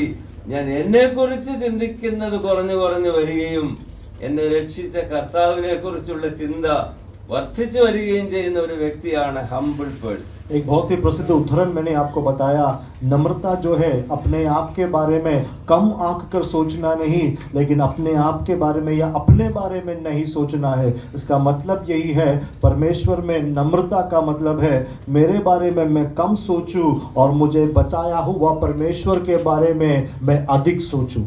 ഹ്യൂമിലിറ്റി അല്ല നമ്മുടെ വിഷയമെങ്കിലും ദൈവഭക്തിയോട് അഭേദ്യമായി ബന്ധപ്പെട്ടിരിക്കുന്നതുകൊണ്ടാണ് ഞാൻ ഇത്രയും അതിനെക്കുറിച്ച് പറയുന്നത്. नम्रता हमारा विषय नहीं है, लेकिन जो उस परमेश्वर की भक्ति है उसके साथ वो जुड़ा हुआ है, अविभाज्य है, इसलिए मैं उसके बारे में बता रहा हूँ. താഴ്മയും യഹോവാ ഭക്തിയും ഒരു നാണയത്തിന്റെ രണ്ട് വശങ്ങളാണ്. नम्रता और परमेश्वर की भक्ति जो है एक ही सिक्के का दो भाग है. താഴ്മയും യഹോവാ ഭക്തിയും എൻ്റെ ഉള്ളിൽ വർദ്ധിച്ചു വരുന്നെങ്കിൽ എനിക്ക് ദൈവം നൽകുന്ന പ്രതിഫലമാണ് ഈ മൂന്ന് കാര്യങ്ങൾ. എന്താണ്? ധനവും മാനവും ജീവനും. പിന്നെ ഈ മൂന്ന് കാര്യത്തെ നമുക്ക് താല്പര്യമുള്ള നിലയിൽ നിങ്ങൾ അതിനെ മനസ്സിലാക്കിക്കോ, ഞാൻ അതിലേക്ക് കടക്കുന്നില്ല. तो ये दो विषय है, परमेश्वर का जो सामने नम्रता और भक्ति अगर हमारे जीवन में है, तो ये जो तीन बातें हमने पढ़ा, आदर का विषय, जीवन का विषय और मान का विषय, ये हमको मिलेगा. और इसके बारे में और क्या विचार करना मैं नहीं बताता, आप स्वयं इसके बारे में विचार कर लो. ശലോമോന് കിട്ടിയ വെളിച്ചത്തിൽ അദ്ദേഹം ഈ മൂന്ന് പദങ്ങൾ പറഞ്ഞു: റിച്ചസ്, ഫെയിം അല്ലെങ്കിൽ ഓണർ ആൻഡ് ലൈഫ്. അപ്പൊ നമുക്ക് അതിന്റെ സാമാന്യ അർത്ഥത്തിലും വേണം എടുക്കാം, പക്ഷെ അങ്ങനെ എടുക്കാനല്ല ദൈവം ആഗ്രഹിക്കുന്നത്. എന്ന് പറഞ്ഞാല് ധനമെന്ന് പറഞ്ഞാല് ഈ ലോകത്തിലെ സമ്പത്ത്, ബാങ്ക് ബാലൻസ്, വീടുകള്, എല്ലാ നിലയിലും ഭൗതികമായ എല്ലാം നിറഞ്ഞു നിൽക്കുന്ന അവസ്ഥ ധനം, റിച്ച് ആണ്. അതാണ്, ആ അർത്ഥം വേണം എടുക്കാം. മാനത്തെ കുറിച്ച് പറയുമ്പോഴോ ഓണർ, എല്ലാവരും മാനിക്കുന്ന, നമ്മുടെ ഭാഷയിൽ പറഞ്ഞ 4 പേര് അറിയുന്ന ഒരു കൊച്ചു പ്രമാണിയായിട്ടൊക്കെ ദൈവം എന്നെ തീർക്കുമെന്ന് വേണമെങ്കിൽ എനിക്ക് അങ്ങ് വിശ്വസിക്കാം. ക്ഷമിക്കണം, ഞാൻ അങ്ങ് ദീർഘവാക്കിലാണ് സ്പീക്കിംഗ് ലോങ് സെന്റൻസ്. അതേ സമയത്ത് സമ്മറി പറഞ്ഞാലും മതി. ജീവൻ എന്ന് പറയുമ്പോഴോ ഒരു 120 വർഷമെങ്കിലും ജീവിച്ചിരിക്കണം, വലിച്ചു നീട്ടിയ ഒരു ജീവിതം. പക്ഷേ ദൈവഭക്തിയുടെ കാര്യത്തിൽ നമ്മുടെ ഹൃദയം വെക്കും തോറും, അതിൽ വളരും തോറും നമ്മൾ ഈ മൂന്ന് പദങ്ങൾക്ക് ദൈവ ഹൃദയപ്രകാരമുള്ള അർത്ഥത്തിലേക്ക് നമ്മൾ വരും. റൈറ്റ്? റിയലായിട്ടുള്ള ധനം എന്താന്നുള്ളത് ദൈവം നമ്മെ കാണിക്കും. റിയൽ ഓണർ, ശരിക്കുള്ള മാനം എവിടെ നിന്നാണ് വരുന്നത്, അതും നമുക്ക് മനസ്സിലാകും. ജീവൻ എന്ന് പറയുന്നത് പൗലോസിന്റെ ഭാഷയിൽ പറഞ്ഞാൽ സാക്ഷാലുള്ള ജീവനെ പിടിച്ചുകൊള്ളുക. There is something like a physical life, നമ്മുടെ ഭൗതികമായിരിക്കുന്ന ഒരു ജീവനുണ്ട്. പക്ഷേ ഭൗതിക ജീവന്റെ അപ്പുറത്തുള്ളതായിരിക്കുന്ന ഒരു ദൈവിക ജീവൻ, അത് താഴ്മയുടെയും യഹോവാഭക്തിയുടെയും പ്രതിഫലമാണെന്ന് നാം തിരിച്ചറിയുമ്പോൾ ദൈവഭക്തിയോടെ ജീവിച്ച് മതിയാവൂ, എനിക്ക് അല്ലാത്ത ഒരു ജീവിതം എനിക്ക് വേണ്ട എന്ന് നമ്മൾ ദൈവസന്നിധിയിൽ പറയും. तो सुलेमान की जो भाषा है, सुलेमान को जो याद या जो ज्ञान था, उसके ज्ञान के अनुसार जो 3 बातें यहाँ पर बताया गया, धन के बारे में, प्रसिद्धि के बारे में, जीवन के बारे में. हो सकता है सांसारिक रीति से हम इस धन को, प्रसिद्धि को और जीवन को ले सकते हैं, लेकिन जब अधिक हम परमेश्वर को जानेंगे तो ये धन जो है वो हमारे लिए ईश्वरीय रीति में होगा, हमारी प्रसिद्धि जो है वो भी ईश्वरीय होगा, और हमारा जीवन जो है, जहाँ पर जो सत्य का जो जीवन है या बहुतायत का जो जीवन का विषय में जो प्रेरित पौलुस कहता है, वो जीवन के बारे में विचार करने लगेंगे, और ये जो है भक्ति के साथ हमारे जीवन में होना है. നമുക്ക് തീത്തോസിന്റെ ലേഖനത്തിലെ ഒരു 2 വാക്യങ്ങളൂടെ വായിക്കാം. തീത്തോസിന്റെ ലേഖനം 2-ാം അധ്യായം 11-12 വാക്യങ്ങൾ. तीतुस 2:11 और 12. For the grace of God that brings salvation has appeared to all men, teaching us that denying ungodliness and worldly lust, we should live soberly, righteously and godly in the present age. അവിടെ നമ്മൾ വായിക്കുന്നത് we should live sensibly, righteously and godly. ദൈവഭക്തിയുള്ള ഒരു ജീവിതം ഇവിടെ നാം നയിക്കാൻ, परमेश्वर की भक्ति से भरा हुआ एक जीवन यहाँ पर जीने के बारे में यहाँ लिखा है। 11ാം വാക്യത്തിൽ നമ്മൾ വായിച്ചത് ദൈവകൃപ ഉദിച്ചല്ലോ. 11वें आयत में लिखा परमेश्वर का अनुग्रह जो हमारे ऊपर प्रकट हुआ है।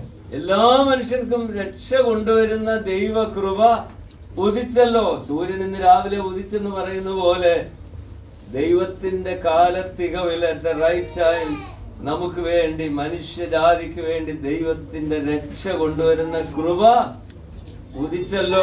वहाँ पर लिखा है क्योंकि परमेश्वर का यह अनुग्रह प्रकट हुआ जो सब मनुष्यों का उद्धार का कारण बना। जैसे हम कहते हैं आज सूरज का उदय हुआ, उसी तरह सही समय पर सारे मनुष्यों का उद्धार करने के लिए परमेश्वर का अनुग्रह हमारे ऊपर उदय हुआ। പക്ഷേ ആ കൃപ ചെയ്യുന്ന ഒരു കാര്യത്തെക്കുറിച്ച്, ദൈവഭക്തിയുള്ള ഒരു ജീവിതത്തിന് വേണ്ടി കൃപ ഒരു കാര്യം ചെയ്യുന്നതായിട്ട് തുടർന്ന് 12ാം വാക്യത്തിൽ നമ്മൾ വായിച്ചു. എന്താണ്? ഭക്തികേടും പ്രപഞ്ചമോഹവും വർജിച്ചിട്ട് ഈ ലോകത്തിൽ സുബോധത്തോടെ, അങ്ങനെയല്ല എഴുതിയേക്കുന്നത്, സുബോധത്തോടെയും നീതിയോടെയും ദൈവഭക്തിയോടെയും ജീവിക്കണം. ആ ജീവിക്കാൻ അപ്പൊ കൃപ പാപക്ഷമ നൽകി നമ്മെ ദൈവമക്കളാക്കുന്ന കാര്യം മാത്രമല്ല ചെയ്യുന്നത്. കൃപ ചെയ്യുന്ന അഡീഷണലായ വർക്കിനെ കുറിച്ച് പലയിടത്തും പലരും പഠിപ്പിക്കുന്നില്ല, പലർക്കും അറിയത്തില്ല. നിങ്ങളെക്കുറിച്ച് അങ്ങനെ ഞാൻ ചിന്തിക്കുന്നില്ല. പക്ഷെ ഇവിടെ പറഞ്ഞിരിക്കുന്നത് ആ കൃപ നമ്മളെ डिसिप्लिन ചെയ്യുന്ന കൃപയാണ്. तो ये अनुग्रह जो है हमारे ऊपर उदय हुआ, लेकिन ये अनुग्रह करता क्या है उसके बारे में 12वें आयत में लिखा है। कई बार जो है ये अनुग्रह जो है केवल हमको पाप से बचाता है या उद्धार करता है, इसी में सीमित किया जाता है, लेकिन इसके आगे अनुग्रह हमारे साथ क्या कुछ करता है वो कई जगहों पर सिखाया नहीं जाता। यहाँ पर क्या लिखा है 12वें आयत में, वो ये कहता है कि अभक्ति और सांसारिक अभिलाषाओं को से मन फेर कर इस युग में संयम और धर्म और भक्ति से जीवन बिताने के लिए हमारी मदद करता है। നമ്മൾ ആദ്യം വായിച്ച ഭാഗത്തേക്ക് നമുക്ക് മടങ്ങി വരാം. हमने जो पहले पढ़ा उस भाग की ओर हम आएंगे। അവിടെ നമ്മൾ വായിച്ചത് ദൈവഭക്തിക്ക് ഒരു രഹസ്യമുണ്ട്. वहाँ पर हमने पढ़ा परमेश्वर की भक्ति का एक भेद है। By common confession great is the mystery of godliness. 16ാം വാക്യം.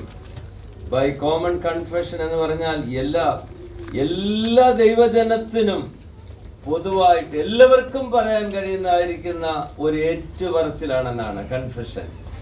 അല്ലെങ്കിൽ നമ്മൾ പറയുമല്ലോ, ഈ സഭാപിതാക്കന്മാർ, നിങ്ങളുടെ സഭാചരിത്രം പഠിക്കുന്നവർക്ക് അറിയാം, അവര് ചില പ്രാർത്ഥനാക്രമങ്ങൾ ഒക്കെ ഉണ്ടാക്കിയത് വെറുതെ അവർക്ക് മനസ്സിൽ തോന്നി എഴുതിയല്ല. ഈ വചനത്തിന്റെ അടിസ്ഥാനത്തില് അവര് ചില കൺഫെഷൻസ്, വിശ്വാസ പ്രമാണം ഏറ്റു പറഞ്ഞിട്ടുള്ളവർ ഇവിടെ ഇരിപ്പുണ്ട് അല്ലേ. അപ്പൊ അന്ന് നേരത്തെ പള്ളിയിലായിരുന്ന സമയത്ത് അതൊക്കെ ഏറ്റു പറഞ്ഞപ്പോ ചിലപ്പോൾ അർത്ഥം അറിയാതെയും നമ്മൾ പറയണമെന്ന് ഉദ്ദേശിച്ച് അങ്ങ് പറഞ്ഞിട്ടുണ്ടായിരിക്കും. പക്ഷെ അത് പലതും അർത്ഥമുള്ള കാര്യങ്ങൾ തന്നെയാണ്. ഉദാഹരണത്തിന്, ഏക സത്യ ദൈവത്തില്, അവന്റെ പുത്രനായ യേശു ക്രിസ്തുവിൽ, പരിശുദ്ധ റൂഹായിലൊക്കെ ഞങ്ങൾ വിശ്വസിക്കുന്നു എന്ന് പറയുമ്പോഴേ it is A common confession. ത്രിയേക ദൈവത്തിൽ ഞങ്ങൾ വിശ്വസിക്കുന്നു. ഇങ്ങനെ ചില കാര്യങ്ങൾ, ചിലതിനോട് നമുക്ക് വചനപ്രകാരം ചിലപ്പോൾ എഗ്രി ചെയ്യാൻ ഒക്കത്തില്ല. ഞാൻ പറഞ്ഞത് കോമൺ കൺഫെഷൻ എന്ന എല്ലാ ക്രിസ്തീയ വിഭാഗങ്ങൾക്കും, ദൈവവചനം വിശ്വസിക്കുന്ന എല്ലാവർക്കും സമ്മതിക്കേണ്ടി വരുന്ന, സമ്മതിക്കാൻ മതിയായതായിരിക്കുന്ന ഒരു രഹസ്യമാണ് ദൈവഭക്തിയുടേത്. एक सामूहिक रीति से जिसका अंगीकार किया जाता है, या सब लोग जिसको आधार मानते हैं, या मसीह में विश्वास करने वाले, या सारे कलीसी लोग जो एक सामूहिक तौर पर अंगीकार कर सकते हैं, ऐसा एक भक्ति का भेद നമ്മൾ നേരത്തെ കണ്ടു. ദൈവസഭ എന്ന് പറയുന്നത് ജീവനുള്ള ദൈവത്തിന്റെ സഭയാണ്. हमने पहले देखा कलीसिया वो जीवित परमेश्वर का कलीसिया है। ആ ദൈവസഭ സത്യത്തിന്റെ തൂണാണ്. और वो कलीसिया सत्य का खंबा है। തൂണെന്ന് പറഞ്ഞാൽ എന്താ? നമുക്കറിയാം, ഇത് ഒന്നിലധികം നിലകളുള്ള ഒരു കെട്ടിടമാണ്. ഇതിന് ജസ്റ്റ് ഈ കനം കുറഞ്ഞ വോളിലല്ലേ നിൽക്കുന്ന, പില്ലേഴ്സിലാണ് നിൽക്കുന്നത് അല്ലേ. इस इमारत को हम जानते हैं, ये इसमें एक से ज्यादा फ्लोर है और ये यूं ही दीवार पर खड़ा नहीं है। ദൈവസഭ എന്ന് പറഞ്ഞാൽ സത്യത്തിന്റെ തൂണാണ്, പില്ലറാണ്. परमेश्वर की कलीसिया सत्य का खंबा है। ദൈവിക സത്യങ്ങളെ താങ്ങി നിർത്തുന്ന തൂണാണ് ദൈവത്തിന്റെ സഭ. परमेश्वर के सत्यों को, सच्चाई को जो समर्थन देकर खड़ा करता है, ऐसा एक स्तंभ है, खंबा है कलीसिया. നമ്മൾ കൂടുന്ന ഹോളിലെ തൂണിന്റെ കാര്യമാണ് ഇവിടെ പറഞ്ഞേക്കുന്നത്. हम जो इमारत में आते हैं या जिस बिल्डिंग में बैठते हैं उसके खंभ के बारे में कहा है क्या यहाँ? ഞാനും നിങ്ങളുമാണ് ദൈവിക സത്യങ്ങളുടെ തൂണുകളായിട്ട് ദൈവത്തിന്റെ സത്യത്തെ ഉയർത്തിപ്പിടിക്കണം. मैं और आप परमेश्वर के सच्चाई का सत्य का खंभा है जो परमेश्वर के सत्य को हमें ऊंचा उठाना है. ആ സത്യം എന്ന് പറയുന്നത് ദൈവഭക്തിയുള്ളവർ ദൈവിക സത്യങ്ങളെ ഉയർത്തിപ്പിടിക്കുന്ന ഇടമാണ് ദൈവസഭ. और वो सत्य परमेश्वर के ऐसा लोग जो परमेश्वर के सत्य को ऊंचा उठाते हैं वो जगह है परमेश्वर की कलीसिया. ദൈവഭക്തിയുടെ രഹസ്യം അല്ലെങ്കിൽ മർമ്മം വലിയതാണ്, ഗ്രേറ്റ് ആണെന്ന് പറയുമ്പോൾ എന്താണ് ഈ രഹസ്യം? परमेश्वर का भक्ति का भेद जो है वो गंभीर है या महान है जब ऐसा कहा गया है. क्या है वो जो भेद है? സങ്കീർത്തനത്തിലെ ഭാഗം ഞാൻ നിങ്ങളെ ഓർപ്പിച്ചല്ലോ. യഹോവയെ ദൈവത്തെ റിയലായിട്ട് ഹൃദയത്തിൽ ഭക്തിയോടെ ഭയപ്പെടുന്ന ആദരവോടെ ദൈവത്തിന്റെ സന്നിധിയിൽ വരുന്നവരുടെ ചെവിയിലാണ് കർത്താവ് ഭക്തിയുടെ രഹസ്യങ്ങൾ മന്ത്രിക്കുന്നത്. भजन संगीता के उस भाग को मैंने आप लोगों को स्मरण दिलाया. परमेश्वर का डर भय मानने वाले, हृदय से जो उसका आदर करने वाले, उसका भक्ति करने वाले, ऐसे लोगों के कान में परमेश्वर अपना भक्ति का भेद बताता है. ഈ 16 വാക്യം ഒരു ഇച്ചിരി ദീർഘമായ വാക്യമാണ്. 16वां आयत जो है थोड़ा लंबा आयत है. 6 കാര്യങ്ങൾ അവിടെ പറഞ്ഞിട്ടുണ്ട്. 6 विषय वहां पर लिखा है. ഈ 6 കാര്യങ്ങൾ ആരെ കുറിച്ചാണ്? നിങ്ങളെ വാക്യം ഒന്നുകൂടെ ഒന്ന് നിങ്ങൾ തന്നെ ഒന്ന് വായിച്ചിട്ട് സമയം എത്ര ക്ലാസ് ഇപ്പം വായിച്ചെടുത്തില്ല. 10:10 ആയി. ഓക്കെ, നമ്മൾ 10:30 അവസാനം. അപ്പം ഒന്ന് നിങ്ങളത് നോക്കിയിട്ട് ഈ 6 കാര്യങ്ങള് അവിടെ പറഞ്ഞിട്ടുണ്ടല്ലേ. ജഡത്തിൽ വെളിപ്പെട്ടു, ആത്മാവ് നീതീകരിക്കപ്പെട്ടു, ദൂതന്മാർക്ക് പ്രത്യക്ഷനായി. ഒരു പരിഭാഷയിൽ ദൂതന്മാർക്ക് അവൻ പ്രത്യക്ഷനായി, അങ്ങനെ തന്നെയാണ്, സീൻ ബൈ ഏഞ്ചൽസ്. പിന്നെ ലോകത്തിൽ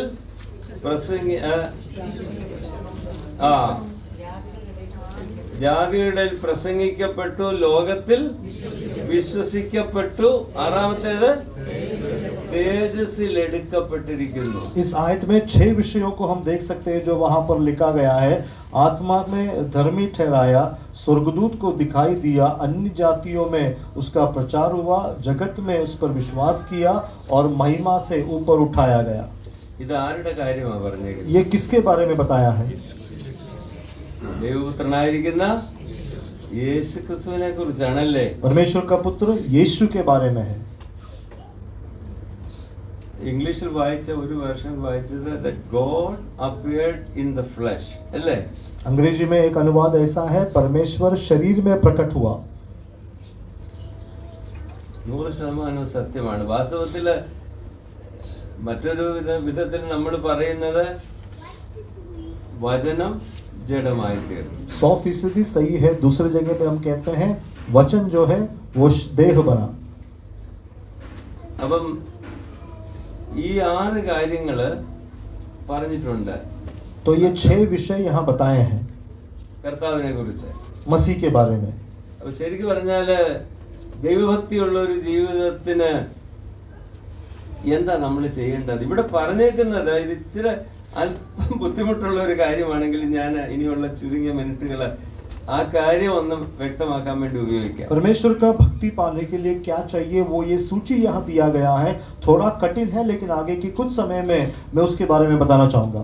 ദൈവഭക്തിയുടെ രഹസ്യം എന്താണ്? What is the secret of leading a godly life? ദൈവഭക്തിയുള്ള ഒരു ജീവിതം നയിക്കാനായിട്ട് എന്താണ് അതിന്റെ രഹസ്യം? परमेश्वर के भक्ति भरा जीवन जीने का भेद क्या है या किस तरह से हम उसको जी सकते हैं, ये उसका सरल अर्थ है.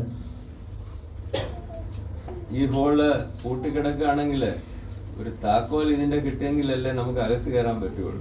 अगर ये हॉल को ताला लगाया गया है तो उसकी चाबी मिलने से ही हम इसे खोलकर अंदर प्रवेश कर सकते हैं. സോ ദൈവഭക്തിയുടെ ഒരു ജീവിതത്തിലേക്ക് പ്രവേശിക്കണമെങ്കിൽ അതിന്റെ താക്കോല് നമുക്ക് കിട്ടിയേ പറ്റുള്ളൂ. तो परमेश्वर से भक्ति का जीवन जीना है तो उसका एक चाबी हमको चाहिए. എന്താണ് വാസ്തവത്തിൽ ഈ രഹസ്യം? ഈ താക്കോൽ എന്താണ്? ये चाबी क्या है या ये भेद क्या है? ചില മിനിറ്റുകൾ കൊണ്ട് ഒരുപക്ഷെ എൻ്റെ ഈ തലയിലുള്ള അറിവ് നിങ്ങളുടെ തലയിലെ അറിവാക്കി മാറ്റാൻ ചിലപ്പോൾ പറ്റിയേക്കും. പക്ഷെങ്കിൽ കർത്താവ് പരിശുദ്ധാത്മാവ് നമ്മെ സഹായിച്ചെങ്കിൽ മാത്രമേ ഇവിടെ പറഞ്ഞിരിക്കുന്ന ദൈവഭക്തിക്ക് വേണ്ടിയുള്ള കാര്യങ്ങൾ തിരുവചനത്തിൽ എല്ലായിടത്തും ഉണ്ട്, ഉടനീളമുണ്ട്. പക്ഷെ അപ്പോസ്തലനായ പൗലോസ് തിമോത്തിയോസിനോട് ഞാൻ പ്രാരംഭത്തിൽ പറഞ്ഞ പോലെ വേഗത്തിൽ നിന്റെ അടുക്കൽ വരണമെന്നാണ് എൻ്റെ ആഗ്രഹം. പക്ഷെ താമസിക്കാൻ സാധ്യതയുണ്ട്. താമസിച്ചു പോയാൽ നിന്നെ സംബന്ധിച്ചുള്ള ഒരു കാര്യം ഉറപ്പാക്കണം. എന്താണ്? ജീവനുള്ള ദൈവത്തിന്റെ സഭ, സത്യത്തിന്റെ തൂണും അടിസ്ഥാനവുമായ ദൈവസഭയിൽ ദൈവഭക്തിയോടെ നീ നടക്കേണ്ടത് എങ്ങനെയാണെന്നുള്ളത് നീ അറിയണം. നമ്മൾ ഈ പുസ്തകങ്ങളൊക്കെ വായിച്ച് തിമോത്തിയോസിന് മനസ്സിലായി അതെങ്ങനെയാണെന്ന്. നമുക്ക് മനസ്സിലായിട്ടുണ്ടോ ശരിക്കും എങ്ങനെയാണ് ജീവനുള്ള ദൈവത്തിന്റെ സഭയിൽ? ഞാൻ പറഞ്ഞല്ലോ, മീറ്റിങ്ങിന് മാത്രമല്ല, വെളിയിൽ എല്ലായ്പ്പോഴും ദൈവഭക്തിയുള്ള ഒരു ജീവിതം അത് ആഗ്രഹിക്കുന്നവരാ നിങ്ങൾ എല്ലാവരും. ഞാൻ കൈവെക്കാനൊന്നും പറയുന്നില്ല, എനിക്കറിയാം. അല്ലെങ്കിൽ നിങ്ങൾ ഈ 8:30 മണിക്ക് വന്ന് 10:30 വരെ ഒന്നും ഇവിടെ ബുദ്ധിമുട്ടത്തില്ല.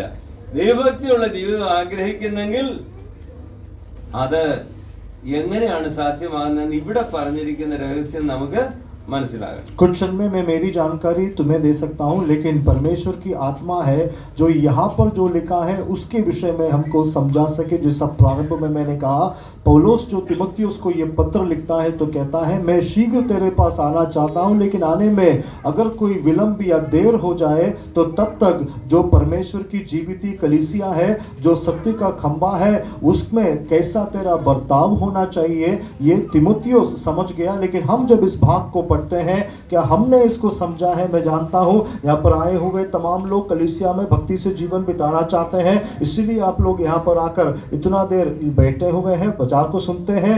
लेकिन इसलिए ये जरूरी है हमको जानना कि यहाँ पर जिस भक्ति के बारे में लिखा गया है उसकी भेद को हम समझें.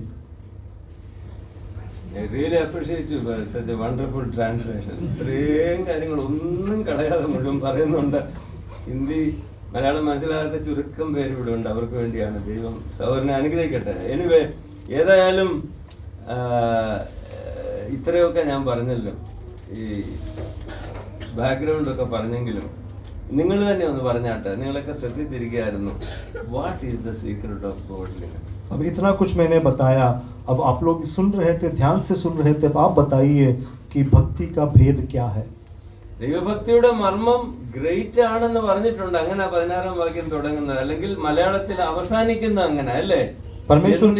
ഇങ്ങനെ ദൈവഭക്തിയുടെ മർമ്മം സമ്മതമാകും വണ്ണം വലിയതാണ്. ഒരു വലിയ രഹസ്യം അതിനകത്തുണ്ടെന്ന് പറഞ്ഞിരിക്കുന്നു.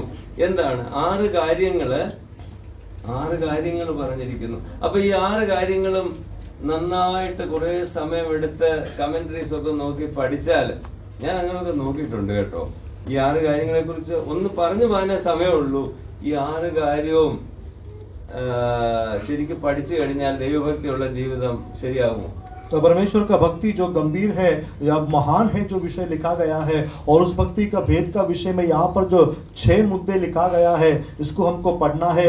अगर उसको मनन करेंगे, कमेंट्रीज पढ़ेंगे, मैं अर्थात ये करता हूँ, लेकिन ये सब सीखने से क्या परमेश्वर की भक्ति का जीवन जी सकते हैं?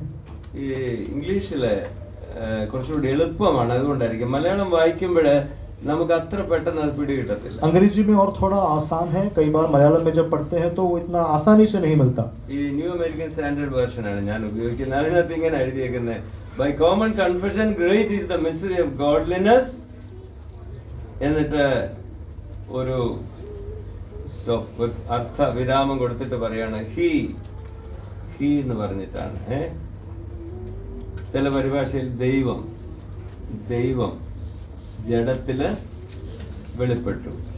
ഓരോ താഴെ പറഞ്ഞേക്കുന്ന ഓരോന്നിന്റെയും മുൻപിൽ നിങ്ങൾ യേശുവെന്നോ ദൈവമെന്നോ ചേർത്തിട്ടൊന്ന് വായിച്ചു നോക്കിക്കേ. और नीचे जो 6 विषय लिखा है उसके आगे आप लोग यीशु या परमेश्वर उसको जोड़कर पढ़िए. യേശു ജഡത്തിൽ വെളിപ്പെട്ടു. परमेश्वर या यीशु शरीर में प्रकट हुआ. യേശു ആത്മാവിൽ നീതീകരിക്കപ്പെട്ടു. यीशु आत्मा में धर्मी ठहरा. യേശു ദൂതന്മാർക്ക് വിസിബിളായി, പ്രത്യക്ഷ. यीशु स्वर्गदूतों को प्रकट हुआ. യേശുവിനെ ജാതികളുടെ ഇടയില് യേശുവിനെ പ്രസംഗിച്ചു. अन्य जातियों में यीशु का प्रचार हुआ. ഭൂമിയിൽ അനേകര് യേശുവിനെ വിശ്വസിച്ചു. जगत में अनेक लोग यीशु पर विश्वास किया. യേശു തേജസ്സിൽ എടുക്കപ്പെട്ടു. यीशु महिमा से ऊपर उठाया गया.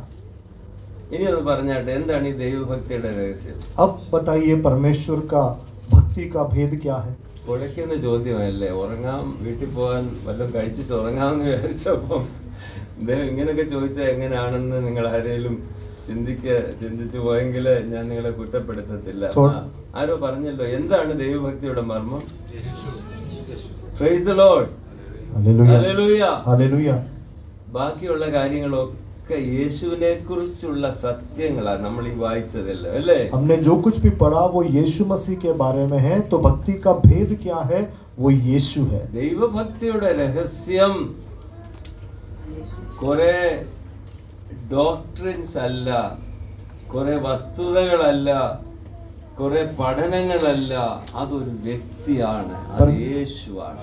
परमेश्वर की जो भक्ति है वो कोई उपदेश नहीं है या कोई सिखाया जाने का वस्तु नहीं है या अन्य कोई विषय नहीं है. वो मात्र यीशु है, एक व्यक्ति है.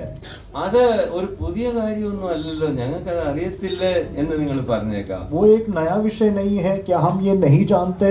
हो सकता है आप लोग ऐसा बोले. എൻ്റെ ഒരു സ്നേഹിതൻ കോളേജിൽ പഠിക്കുന്ന സമയത്ത് എഴുതിയ ഒരു പാട്ടാണ് ഇവിടെ മൂന്നാമത് പാടിയത്.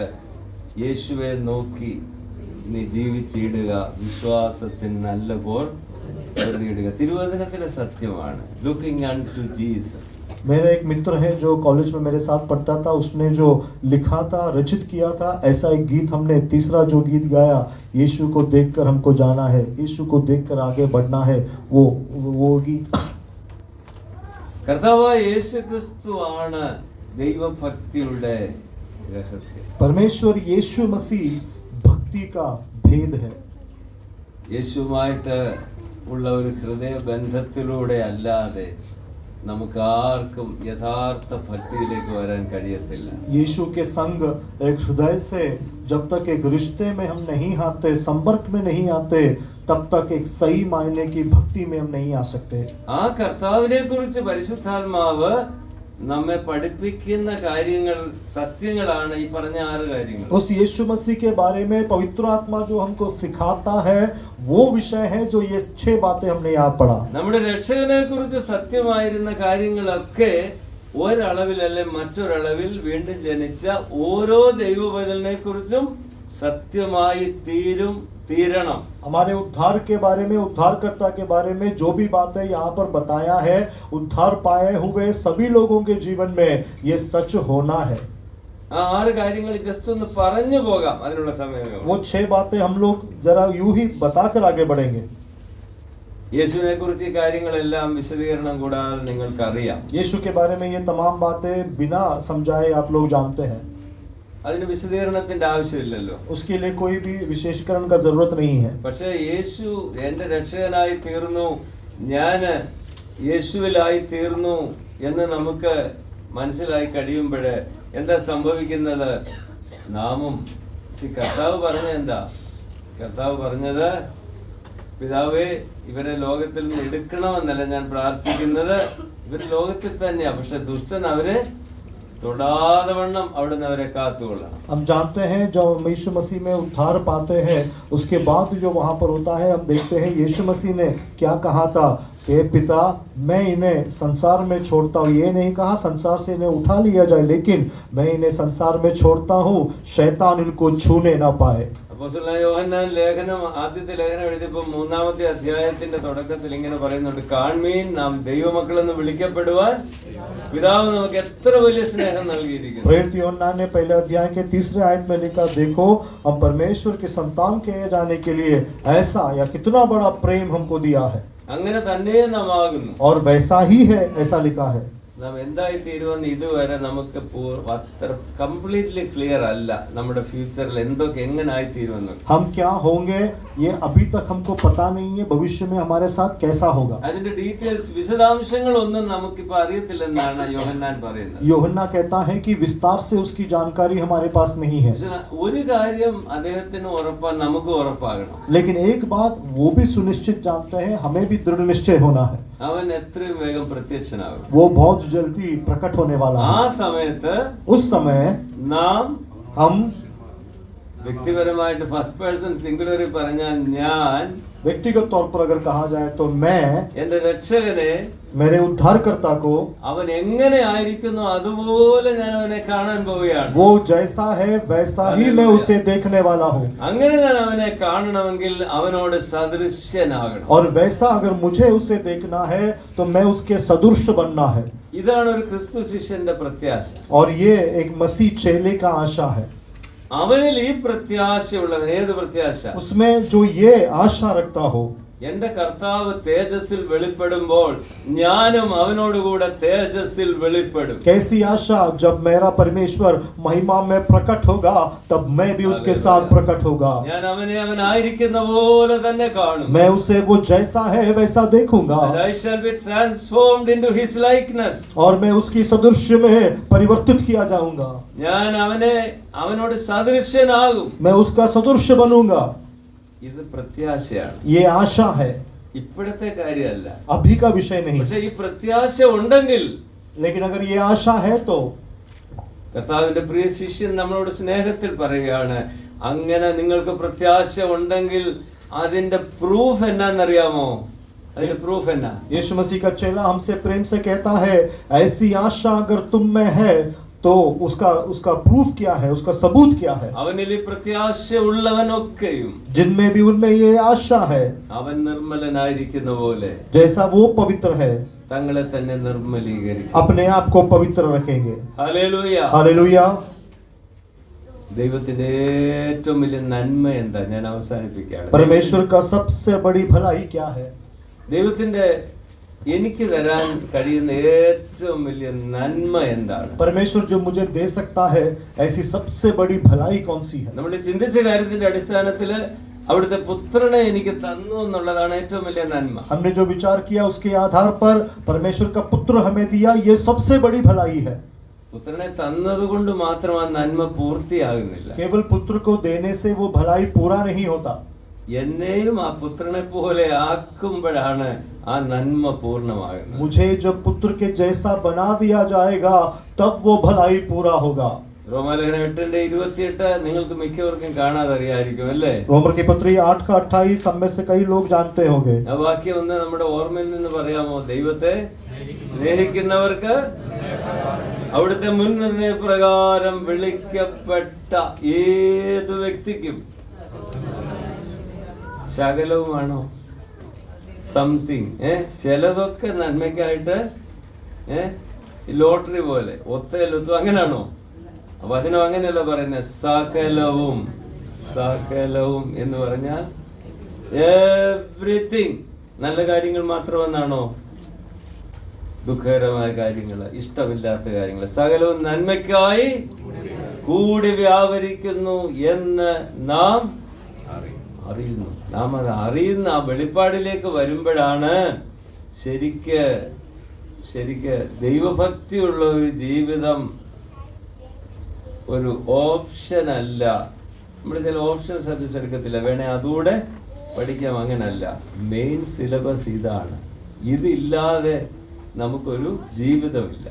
तो परमेश्वर का जो रोमर की पत्री में जो वचन है, जो परमेश्वर से प्रेम रखते हैं, जो पहले से जानकर उसको प्रेम रखते हैं, उनके लिए जो है सब कुछ प्रेम के उत्पन्न होता है. लेकिन वहाँ पे हमको जानने का विषय क्या है? वो ये है, ये जो भलाई का जो विषय है.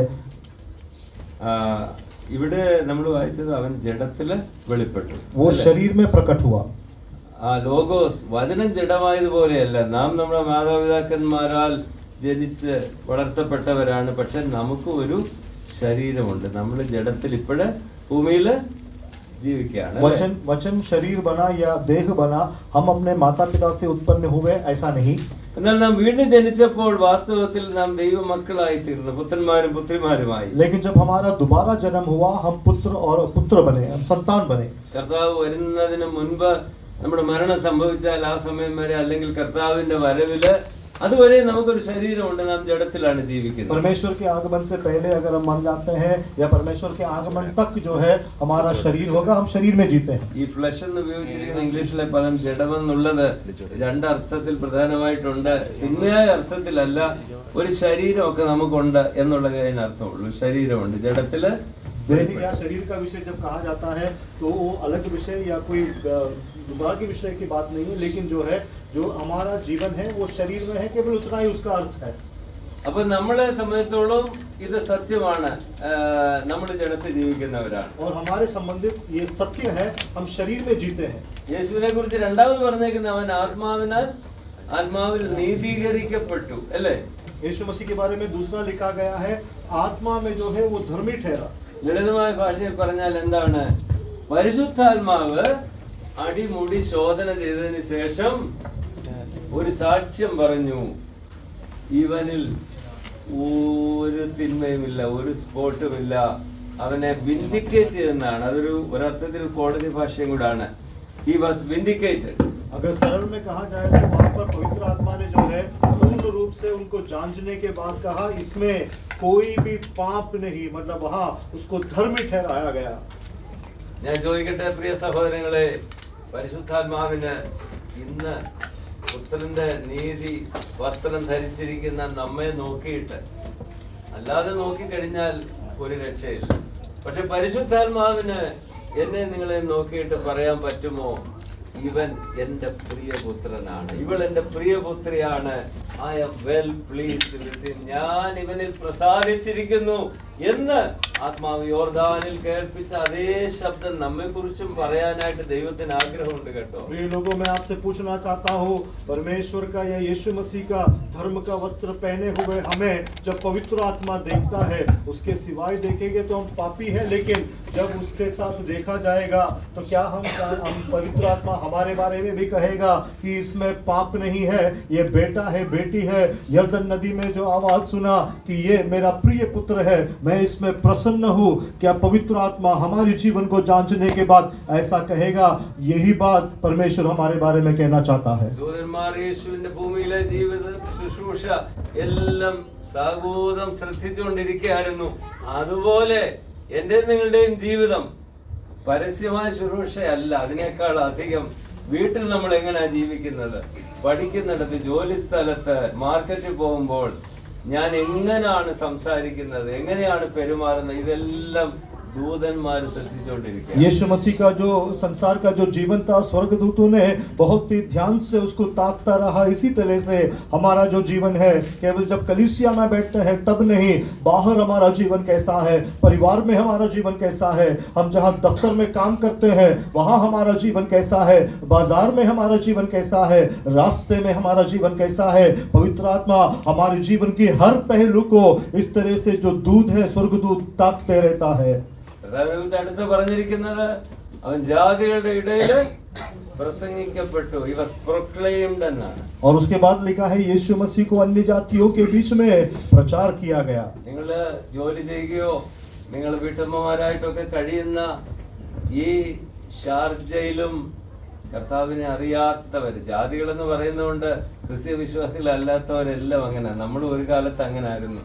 അപ്പം ജാതികളുടെ ഇടയില് നമ്മൾ പ്രസംഗിക്കപ്പെടുന്നുണ്ട്. നമ്മൾ പ്രസംഗിക്കുന്നൊന്നല്ല, they are watching us, അവർ നമ്മെ ശ്രദ്ധിച്ചുകൊണ്ടിരിക്കുകയാണ്. നമ്മുടെ ജീവിതം അവരോട് പ്രസംഗിക്കുന്നുണ്ടോ എന്നാണ് ഇന്ന് രാത്രി നാം ചോദിക്കേണ്ടത്. हम गृहस्थी करने वाले होंगे या नौकरी करने वाले होंगे, शारजा में हमको रखा है, लेकिन यहाँ वचन के आधार पर जैसा लिखा है, यीशु मसीह के बारे में प्रचार किया जा रहा था, हम प्रचार करते नहीं, ये सवाल नहीं है। लोग अन्य जाति लोग, यानी जो भी मसीह नहीं है वो सारे लोग अन्य जाति है। हम भी एक जमाने में अन्य जाति थे, लेकिन आज हमारे बर्ताव को लोग देख रहे हैं, क्या वो हमारे बारे में बात करते हैं? ये सवाल है। അസിസിയിലെ ഫ്രാൻസിസ് എന്ന് പറയുന്ന ആ വിശുദ്ധനായ മനുഷ്യൻ ഇങ്ങനെ പറഞ്ഞ ഒരു വാചകമുണ്ട്, നിങ്ങൾ കേട്ടിട്ടുണ്ടാവും. അത് ഇങ്ങനെയാണ്: preach the gospel always, if necessary use words.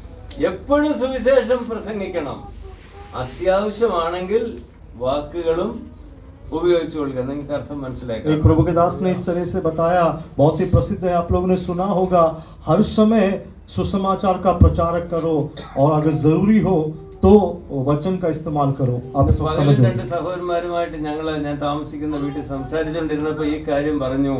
നമ്മൾ പലപ്പോഴും മറന്നു പോകുന്ന ഒരു കാര്യം, നമ്മൾ വചനം വായിക്കുന്നുണ്ട്, വചനം നമ്മളെ വായിക്കുന്നുണ്ടെന്നുള്ള കാര്യം പലപ്പോഴും നമ്മൾ मरनु बोल. आज भी दो भाइयों के साथ मेरे घर में जब मैं बात कर रहा था तभी हमने ये कहा, कई बार हम वचन तो पढ़ते हैं लेकिन वचन हमें पढ़ता है ये हम भूल जाते हैं. പലപ്പോഴും നാം മറ്റുള്ളവരോട് കർത്താവിനെ കുറിച്ച് പറയുന്നുണ്ട്, നല്ല കാര്യമാണ്.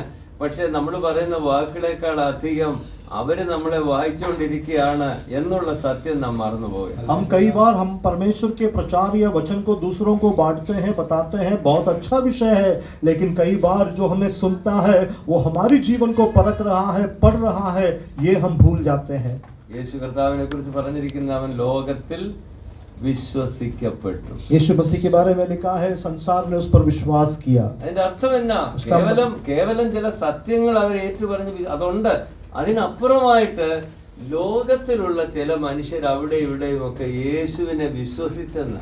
केवल कुछ सच्चाई विश्वास किया ऐसा नहीं, वो तो विश्वास किया, लेकिन संसार में यहाँ वहाँ के लोग यीशु पर विश्वास रखे, प्रतीति किया. ഒന്നുകൂടെ തെളിച്ചു പറഞ്ഞാൽ ഇവനെ വിശ്വസിക്കാൻ കൊള്ളാവുന്നവനാണെന്ന് നമ്മളെപ്പോലെ ചിലരൊക്കെ അവരുടെ ജീവിതത്തിലും തീരുമാനിച്ചു. ഹീസ് ട്രസ്റ്റ്വർത്തി, അവനെ വിശ്വസിക്കാൻ കൊള്ളാം. स्पष्ट रीति से कहा जाए या सरल रीति से बताए, हम लोगों ने जैसा मसीह में विश्वास किया, संसार के अन्य लोगों ने भी विश्वास किया कि ये विश्वास योग्य है. നമ്മുടെ ജീവിതത്തെ കുറിച്ച് അങ്ങനെ ഒരു സാക്ഷ്യം കർത്താവിന് പറയാൻ കഴിയുമോ? हमारे जीवन के बारे में परमेश्वर क्या ऐसा गवाही दे सकता है? ഈ വ്യക്തിയെ എനിക്ക് ട്രസ്റ്റ് ചെയ്യാം, അവൻ ഊവെന്ന് പറഞ്ഞാൽ അത് ഊവെന്ന് തന്നെയായി. इस व्यक्ति पर मैं भरोसा कर सकता हूँ, अगर वो हाँ कहे तो वो हाँ है. ഇല്ല എന്ന് പറഞ്ഞു കഴിഞ്ഞാൽ രണ്ടു മൂന്ന് പ്രാവശ്യം ചോദിച്ചു കഴിയുമ്പോൾ അതിനകത്തൊരു ശകലം ഊവും കൂടെ വരത്തില്ല. ഇല്ല എന്ന് പറഞ്ഞാല് ഇല്ല എന്ന് തന്നെയായി. अगर वो ना कहे तो ना होगा, दो तीन बार पूछने से उसमें हल्का हाँ नहीं होगा, वो ना ही होगा. നമ്മുടെ ജീവിതത്തെ കുറിച്ച് അങ്ങനെ ഒരു സാക്ഷ്യം യേശുവിനെ കുറിച്ച് ഉണ്ടായതുപോലെ ഉണ്ടാകണം. യേശുവിനെ പോലെ ആകുക എന്ന് പറഞ്ഞാൽ हमारा जीवन में यीशु मसीह के बारे में जैसा गवाही दिया वैसा गवाही हमारे जीवन से भी निकलना है. यही यीशु के जैसा होने का अर्थ है. നമ്മുടെ കർത്താവിനെ കുറിച്ച് ഒടുവിലായിട്ട് ഇവിടെ രേഖപ്പെടുത്തിയിരിക്കുന്നത് അവൻ എടുക്കപ്പെട്ടു. എങ്ങനെയാ? हमारा यीशु मसीह के बारे में यहाँ पर इस आयत में अंत में लिखा गया है, वो महिमा में उठा लिया गया. നമ്മുടെ ജീവിതത്തിന്റെയും അവസാനം അത് ഏത് നിലയിലാണെങ്കിലും നമ്മളെ കുറിച്ച് പറയാൻ കഴിയണം. he or she was taken up in a glorious state. അനുഗ്രഹീതമായ ഒരു നിലയിലാണ് ഇവിടെ നിന്ന് വിട വാങ്ങിയതെന്ന് നമ്മെ കുറിച്ച് പറയാൻ കഴിയും. हमारे जीवन में भी बिल्कुल इसी तरह कोई भी पहलू क्यों ना हो, किसी भी रीति में कोई भी परिस्थिति क्यों ना हो, यही गवाही हमारे जीवन में भी पाना है कि वो महिमा के साथ वो संसार से उठा लिया गया. കർത്താവായ യേശു ക്രിസ്തുവാണ് ദൈവഭക്തിയുടെ രഹസ്യം. यीशु मसीह भक्ति का भेद है.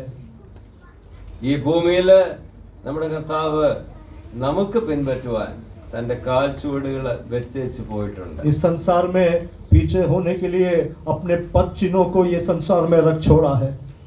അവന്റെ ഫുട് പ്രിന്റ്സ് കണ്ട് കർത്താവിനെ അനുഗമിക്കുന്നവരായിട്ട് ജീവിപ്പാൻ ഈ സഭയിലുള്ള ഇന്ന് എന്നെ കേൾക്കുന്ന എല്ലാ പ്രിയപ്പെട്ടവർക്കും കർത്താവ് അധികം കൃപ ചെയ്യട്ടെ എന്ന് ഞാൻ പ്രാർത്ഥിക്കുന്നു. उसके पद चिन्हों को देखकर उसके पद चिन्हों के ऊपर चलने के लिए, यीशु के पीछे होने के लिए आज मुझे सुना हुआ सारे कलीसिया के लोगों को प्रभु सहायता करे, प्रभु का अनुग्रह तुम पर बने रहे, ऐसी मेरी प्रार्थना है. നമ്മുടെ സമയം കഴിഞ്ഞ് നിങ്ങൾ ഇത്രയും നേരം എന്നെ വളരെ വളരെ സ്നേഹത്തോടെ നിങ്ങൾ കേട്ടുകൊണ്ടിരുന്നതിന് प्रत्येक नंदी. मेरा समय समाप्त हुआ, इतना समय बहुत प्रेम से मुझे आप लोग सुन रहे थे, अच्छे श्रोता बने हुए थे, इसलिए आपका धन्यवाद. നിങ്ങൾ അനുഗ്രഹിക്കപ്പെട്ട ദൈവമക്കളാണ്. आप लोग आशीष पाए हुए मसीह लोग हैं. ഞാൻ മുഖസ്തുതി പറയുകയല്ല, मैं यूं ही नहीं बोल रहा. എന്റെ ചിന്ത ഒരു വ്യക്തി പോലും, കുഞ്ഞുങ്ങൾ ഉൾപ്പെടെ मेरा विचार कोई भी व्यक्ति അത് ഇന്ന് എന്നോടുള്ള പ്രത്യേക സ്നേഹം കൊണ്ടൊന്നുമല്ല, നിങ്ങൾ ദൈവവചനത്തെ സ്നേഹിക്കുന്നതുകൊണ്ട് നിങ്ങൾ എല്ലാ മീറ്റിങ്ങുകളിലും ഇങ്ങനെയാണെന്ന് എനിക്കറിയാം. ഇന്നും നിങ്ങൾ അങ്ങനെ ചെയ്തത് നമുക്ക് എല്ലാവർക്കും അനുഗ്രഹമായി തീരട്ടെ. मुझसे प्रेम करते हुए नहीं, लेकिन हर संगति में तुम ऐसा ही करते हो, इसलिए और तुम ऐसे ही करते रहना. प्रभु तुम्हारी सहायता करे. ഞാൻ പ്രാരംഭത്തിൽ പറഞ്ഞ ഈ 3 സഹോദരങ്ങളുടെ കുടുംബങ്ങള് ഒരു തിരുവല്ലായില് നാട്ടിൽ വരുന്ന സമയത്ത് അവിടെ വരാറുണ്ട്. നിങ്ങളും തിരുവല്ലായിക്ക് അടുത്തുള്ള ഒക്കെ സഹോദരങ്ങൾ പലരും ഉണ്ടല്ലോ. നിങ്ങൾ നാട്ടിൽ വരുമ്പോഴേ ഞായറാഴ്ച അവിടെ ഉണ്ടെങ്കിൽ നിങ്ങൾക്ക് മറ്റേതെങ്കിലും ചർച്ചിൽ പോകാനായിട്ട്, അതുപോലെ നിർബന്ധമില്ലെങ്കിൽ നിങ്ങൾക്ക് തിരുവല്ലായിലെ ഞങ്ങളായിരിക്കുന്ന ചർച്ചിലേക്ക് വരാൻ വെൽക്കം ഉണ്ട്. ഞാൻ ബിസിനസ് ക്യാൻവാസ് ചെയ്യാൻ വന്നതല്ല, എന്നാൽ അവിടെ കൂട്ടായ്മയും സ്നേഹബന്ധവും ഒക്കെ നിങ്ങൾക്കും അനുഭവിക്കാൻ കഴിയും. So we really welcome you to our church there. പിന്നെ ഒരു റിക്വസ്റ്റും കൂടെ ഉണ്ട്, നിങ്ങൾ ഓർക്കുമ്പം, എൻ്റെ വൈഫ് കൂടെ വന്നിട്ടുണ്ട്, നിങ്ങൾ ഓർക്കുമ്പം തിരുവല്ലയിലെ ചർച്ചിന് എപ്പോഴും എല്ലാ ദിവസവും പറ്റത്തില്ല എന്നുണ്ടെങ്കിൽ നിങ്ങൾ അങ്ങനെ ഒന്നും പ്രോമിസ് ചെയ്യണ്ട. പക്ഷെ നിങ്ങൾ ഓർക്കുമ്പം ഞങ്ങളെ ഓർത്ത്, അവിടെയുള്ള കർത്താവിൻ്റെ ഒരു ചെറിയ ആട്ടിൻകൂട്ടം ഉണ്ട്, അവരെ ഓർത്ത് നിങ്ങൾ പ്രാർത്ഥിക്കണം എന്ന് ഞാൻ അപേക്ഷിക്കുന്നു. आप लोग प्रभु के दास के लिए प्रार्थना करें. प्रभु के दास की धर्मपत्नी भी हमारे बीच में है. जब कभी आप लोग याद करेंगे तो प्रभु के दास और उनकी कलीसिया के लिए जो तिरुवल्ला में है वहाँ के लिए, उनकी सेवकाई के लिए प्रार्थना करें. മനോഹരമായി ട്രാൻസ്ലേറ്റ് ചെയ്ത പ്രിയപ്പെട്ട സഹോദരനെ ഞാൻ പ്രത്യേകം നന്ദി പറയുന്നു. കാരണം ഞാനും ട്രാൻസ്ലേറ്റ് ചെയ്യുന്ന ഒരാളാണ്, അതുകൊണ്ട് എനിക്കറിയാം അത് എളുപ്പമല്ല. കർത്താവ് നമ്മെ അനുഗ്രഹിക്കട്ടെ. ദൈവദാസനെ പ്രാർത്ഥിച്ച് മീറ്റിംഗ് അവസാനിപ്പിക്കും. വീണ്ടും കർത്താവ് അനുവദിച്ചാൽ നമുക്ക് വീണ്ടും കാണാം. എനിക്കിങ്ങനെ ഈ ഒരു സാവകാശം ഒരുക്കി തന്ന എല്ലാ പ്രിയപ്പെട്ടവരും നിങ്ങളോടുള്ള നന്ദി അറിയിക്കുന്നു. കർത്താവിന്റെ നാമം മഹത്വപ്പെടട്ടെ. ऐसा एक समय मुझे दिया हुआ सभी लोगों को धन्यवाद देता हूँ. परमेश्वर के नाम में परमेश्वर आप सबको आशीष दे.